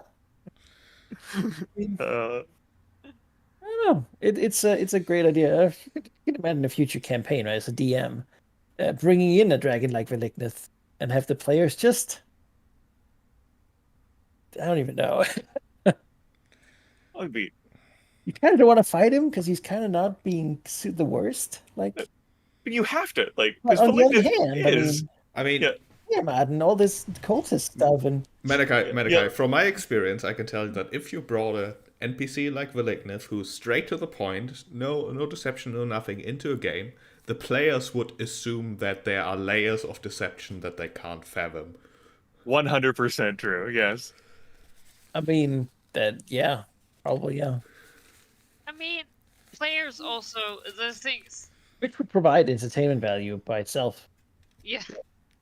But also the fact that players like to think they're the best. Whenever there's someone who's like, oh, hey, I'm so cool, it's like, No, seriously, what is Velignith planning? There must be a trick in here somewhere. You can just mean what he says, like, where's the twist? Like, I mean, he sounded good things. He Spent the burned night- Elversalt. Why did he do that again? He He didn't like burned it. Elm. Didn't like that either, yeah. There might not be that many like humans around that remember Elm, but older, like different races would. Sure. No, Elm was a long time ago at this point Mm-hmm. for humans. just gonna say, if a cicatrix doesn't even, what, like, now I guess you know that. It's known the place that is colloquially called Ashroot. It's Yeah. just like, A it was large destroyed. hole where the ground full of soot nowadays. A couple of other like plants and nettles and whatnot cover it. Yeah, like, she basically knows what she was told last time about how apparently her killer trees took some place, this golden heart or whatever, and the Velignith burned it down. Do you really need to know more? It seems very on brand, all of it, really. It's like... Well, It sounds like she wants to learn more. She wants a druid to help her learn more. And now it's my problem. It's like, yeah, that's... I mean, it doesn't have to be your problem. Yeah, I'll get that. Yeah, I want it. It's golden heart. If I ever get the time, I'm busy. Maybe you should go there and hang out with them. See what happens. Yeah. No. That's like a great idea, actually. You know. I was actually thinking whether, if it's such a hypnotic thing, if it could be utilized to, like, try and fuck with the Death King's hold about everyone with his stupid visions. You've seen some of those like pine cones that can apparently enrapture humans. Put some of those in the underground of Westgate. See what happens, right? You know, Hmm. Because Westgate needs more adventure arcs, right? Oh god. No, it's off them get the listful. Yeah. Listful. If the player character adventuring party does not have enough hooks in Westgate, how about let them find a monstrous pine cone that grows out over their bodies during the night, covers them up in tree wood things, and makes them kill people. just another bit of hell on this Dragon Coast? I still need to be able to touch them without that happening to me. Yeah, you're pretty sure a pine cone would be too small. Probably. You're not humanoid. What about 2 pine cones though? I don't know. They stack. Yeah. That's how effects work in this game. One is like a pine cone with a dragon leg, and then so it's like, Yeah, some sort of armor. Yeah. Shoot. All right, so maybe we'll have something in mind for next week. Maybe we'll play it by ear. Maybe. there will be craziness. A mine will be mentioned at least once. Who really is the dread? The dread, and you know. So, Yeah, another Who thing knew- for who Vertigatrix to knew? be paranoid about. man, who knew we would ever have Thunderhome's colors around the dragon thing and have peace? They were close ones. Like, go a bit further back, and it is inconceivable. Yes. But even the fact that they're like, yeah, we'll take this place with like Shrine of fucking Tiamat. Oh my god, did you warn them about that entry? We have come far in like in this sort of I'm just imagining the utopia that is the alternate universe where I just conquered Thunderdome. Me too. Mhm. Imagine all the cool wolves. It was You know it was what they don't 28 need? They have silver mines. They don't need copper. it was 28 sessions ago that that Sheep started temporarily playing Rearman there. That's how long ago Thunderhome got this Wow. whole like silver mine ball rolling. 28 sessions ago. In the ancient times. I mean, in that alternate paradise universe, you could imagine Valignus having taken over an underground secret dwarven keep and made his lair in the top of the glorious ever-burning braziers, and then having to deal with everything down there forever. I feel like we still have to deal with everything now. Yeah, the Yeah. Ever Left died and the rest is not our problem. It's taking like 30 sessions for these list of folks to organize themselves, or more. That's true. Like this has been like Not a while. So. yeah, there's been no secret that this has been happening over decades. Sheep has even made mention of like, it's a thing down there. I want to do something about it, but we have so many other things. Yeah, it's true though, isn't it? Like, It I- is. priorities. It became a thing. Okay, but their icon is not the most threatening either. It's like an egg. It's a huge egg. It is the. As far as threatening things go, only the huge icon of Fae over there is more threatening. I was about to say, what about Cormier? But I guess you know Cormier Cormier is. is on the hard times. I don't even want to think about Cormier. Yeah.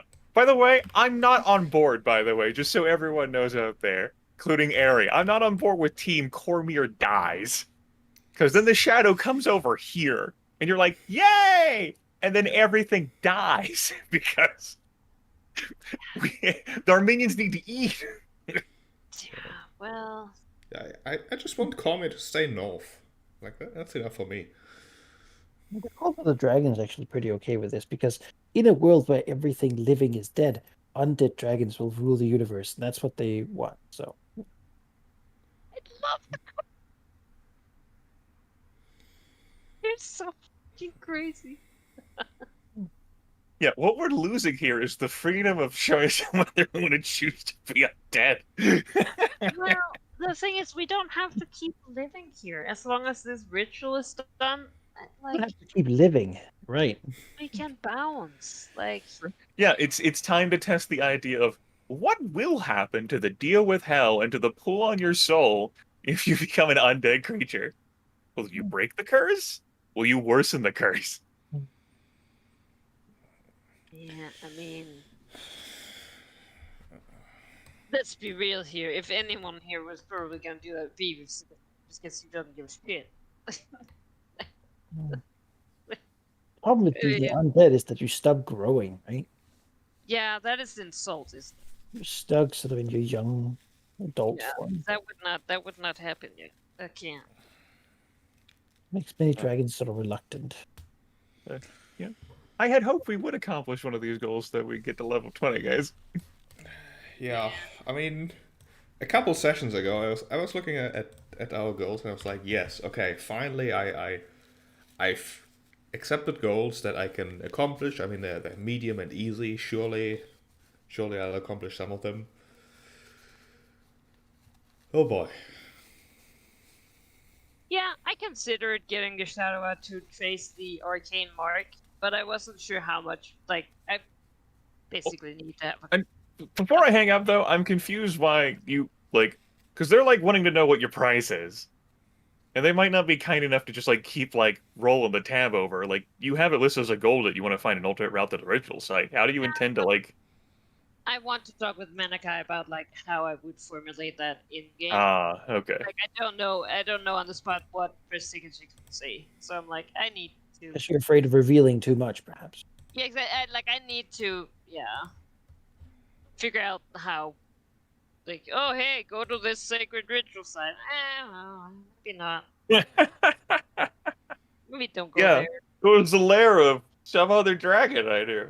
I'm pretty sure they were involved in helping Joffel make the One ritual. had a friend who was in a ritual where their soul got taken to a red wizard. How would that person get a backdoor into their ritual? It's not me, obviously. It's another black dragon I know. It's the second cousin of my Yeah, friend. yeah, I needed to manipulate that black dragon. I need some power over. So tell me. And I go, it's the perfect place to get power over them. You could change everything about them. Right. Here, we'll help you for free. What would you like to change? They are powerful though, and they have knowledge of things that are actually particularly relevant to this. So it's a good avenue. But yeah, you can send a message or whatever. Yeah. No, I mean, I'm like, as soon as we did that, I was like, oh yeah, there's some kind of weird shadow magic. I was like, oh motherfucker. And I feel like, I mean, we've been this level for a while. We have. And I feel like if we're gonna might have a cool fight next time, it would be more fun if we would level up, right? No. No? No. Don't. No, you had your opportunity to give us this level after the Aboleth. I don't want a handout now. All right. It's fair. Put in the session with a roll to find the stupid lair. Maybe we'll get something that's not cover. He's not gonna go do that now, I don't think. No. Oh, also, I guess one more thing before I hang up, before she fucking reaches through his monitor to punch me, because he might go to bed anyway. Ari, what the fuck? You're getting messaged by like crazy far realm shit, like some sort of like Crorid mutant from like Lisa or Jimmy and the Pulsating Mass, fucking like reaching into your brain. Like, what? Jesus Christ, what the hell? The cicatrix took that oddly well. You know? I mean, she dug herself, right? Like- That wasn't taken. Manakai is like, Hole, and like- she was like, "What is this?" And then she went, and she was like, "Okay, well." Manakai's like, yeah, you're getting headaches. And, you know, the paranoid dragon follows up on it and then, like, I just like reveal this. And I'm like, oh. I wrote the entire description of that motherfucking being because I was like, "Whoa!" And then it was like, "Oh, I have defended against the evil, like those things." And I was like, "I kind of expected this thing to be part of them because it looks like it." I was like, "No, this looks disgusting. It must be who the fuck knows how or why that reached out to you? But it did. And I do appreciate your dragon contacting my dragon so that my dragon could be like, I don't know what the fuck you do with that. Like, it sounds like so not our problem, but it's kind of concerning that it reached out to you. Yeah, no, yeah. I mean, the thing was like, well, I know absolutely nothing about this. You know, Emissary has done something with, like, basically, it's like the 3 words, mentioned the plague, you mentioned psionic, and they're like, yeah, Aboleth. I know that she has dealt with all of these things. And, just It's I been guess worse. I'll just dump it on her. And if she thinks it's important enough for us to do something about it, we'll do something about it. If not, stuff like, as she said, not really my problem. Like, it's, As sort of like how I have like things rated in her hair. We're like champion tier. Faerun is a vast place. There's so many powerful people. Like there's someone else further up the chain who like cares more and will pour like some stuff in as soon as they figure out the answer. maybe we'll tell, Cindermoon if it becomes a problem. We, I, I genuinely didn't consider that option. I guess one could erase Westgate. If it becomes a problem, it's just like, oh yeah, hello, by the way. Yeah. All right. Also, Grimmith, I'm not about to punch you. What I am currently doing is contemplating a life as a copper hermit on my most favorite so far Earth mode. That was my favorite part. I'm like, oh yeah, like you got like triple tens. Like you're like Tryhorn is like clad in like metal. I wish he's wearing copper. More seriously, though, before I go, I do think that like going after the Chosen's a cool idea. It just sounds rough based on the descriptions Mana Guy has given us to just tackle them head on. Yeah. Yeah, That's fair. my hope is that during the attack there's enough chaos to buy us a minute or two. But we should probably weaken the faction first. I don't disagree. All right. It would be cool to have the fight. It would. I don't know if it would be as cool to have the fight and then have to retreat from the Chosen in front of everyone. That's true. That's also a concern I have. Like, we get into that situation and retreat will probably be open to us, but then now we look like bitches because we had to Yeah. run in front of We all of our had to combined be- forces. With lots of witnesses. Gets his Yeah. head wounded on a hill, looking at the burning of the last remaining cinders of Reddit's here. That doesn't feel good. I already feel a little bit depressed just thinking about it. Yeah. We cannot let the Temple of Agma be independent. Like, this cannot happen anymore. We have to take that knowledge with us. Yeah, so many problems just disappear if you conquer everyone. It's too valuable. Exactly. I'm agreeing It's proven with that you. Agma is too valuable. They are dumb and don't have their own best interests in mind. Yes, if only they would be reasonable. Well, the problem is that they do, and they're like, really, the best price would be for them to really work hard in blood to pay for this, and we'll cloister up everything and sacrifice our lives, the higher priests, to seal all this knowledge away. It's what Agma would want. Hmm. And I'm like, fuck! Pay as much for it as possible and gain as little as possible. These people are, also a cult.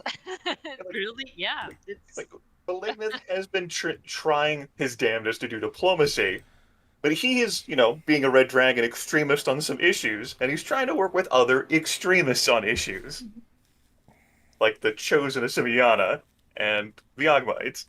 I mean, the worst thing is that I don't think the Chosen is an extremist, but he's also just so damn reasonable in his arguments, like why he's doing things. Oh yeah, it makes perfect sense. Like, I would do yes! the same. Yes. Okay, you are the sanest person I've met in the last 50 decades, it feels like, and I have to kill you. It saddens me. Happens sometimes. Yeah, when we meet like villains or heroes, or I can't really call him a hero, and we're like, yeah, I connect with you. Still have to try and beat you though. no. I mean, it's like the same where it's like, no, yeah, we could totally work You know what? together if it was because of the curse and everything, and you can absolutely not learn anything about this. And that's my other concern. If the Chosen, wink, has a phylactery, because might not be fully alive. Yeah, I guess metagame wise, I think he was described as a vampiric. Yeah. creature, He was. which, and I mean, he's got power from the Death King, who's like as undead as it gets. Yeah. Yeah. Like, one of my concerns I have is, are we sure that killing him on a battlefield would make him stay dead? No, I don't think so. I think it's we're gonna end up having a dragon thane villain soon. Like- in Magic Circle. Or like, even like in just a horrid case, for example, we kill him, you go to eat his body turns to ash. Because he's like a fucking vampire or something, and it's not like an actual body. How do they interpret that? I mean, it would be a grave insult because apparently Valignant burned his body. It would be. You didn't deem him worth eating. Oh no. I mean, is it eat or consume? You try to get him on the technicality. Lick the ground. Oh. Ash smoothie?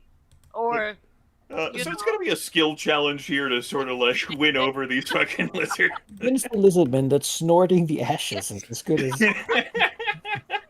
it's a delicacy. Like turns I them, promise. oh, I know what this looks like. I promise I'm not like trying to like passive aggressively argue against it. It's just like he might actually fucking turn to ash after we kill him. Oh my god. Hmm. It's Like, meant if you God, it would tell one hell of a story though. That's It's just like look at the ash like well fuck. It seems like the perfect place to begin if you begin watching this campaign, like for the dragon to snort up the ashes on the battlefield, and then it zooms in on the dragon's face. That's like just like it just hates its life, and you have that voice that's like. So I suppose you wonder how I got myself in this situation. record scratch, freeze frame. Yep, that's me. You're probably wondering how. Oh no, this is terrible. I will end the stream now before this escalates. Oh. Good night, everyone. Next Okay. week, It's like Malignus North Ashes. Next week Oh. is a problem for future me. See you then.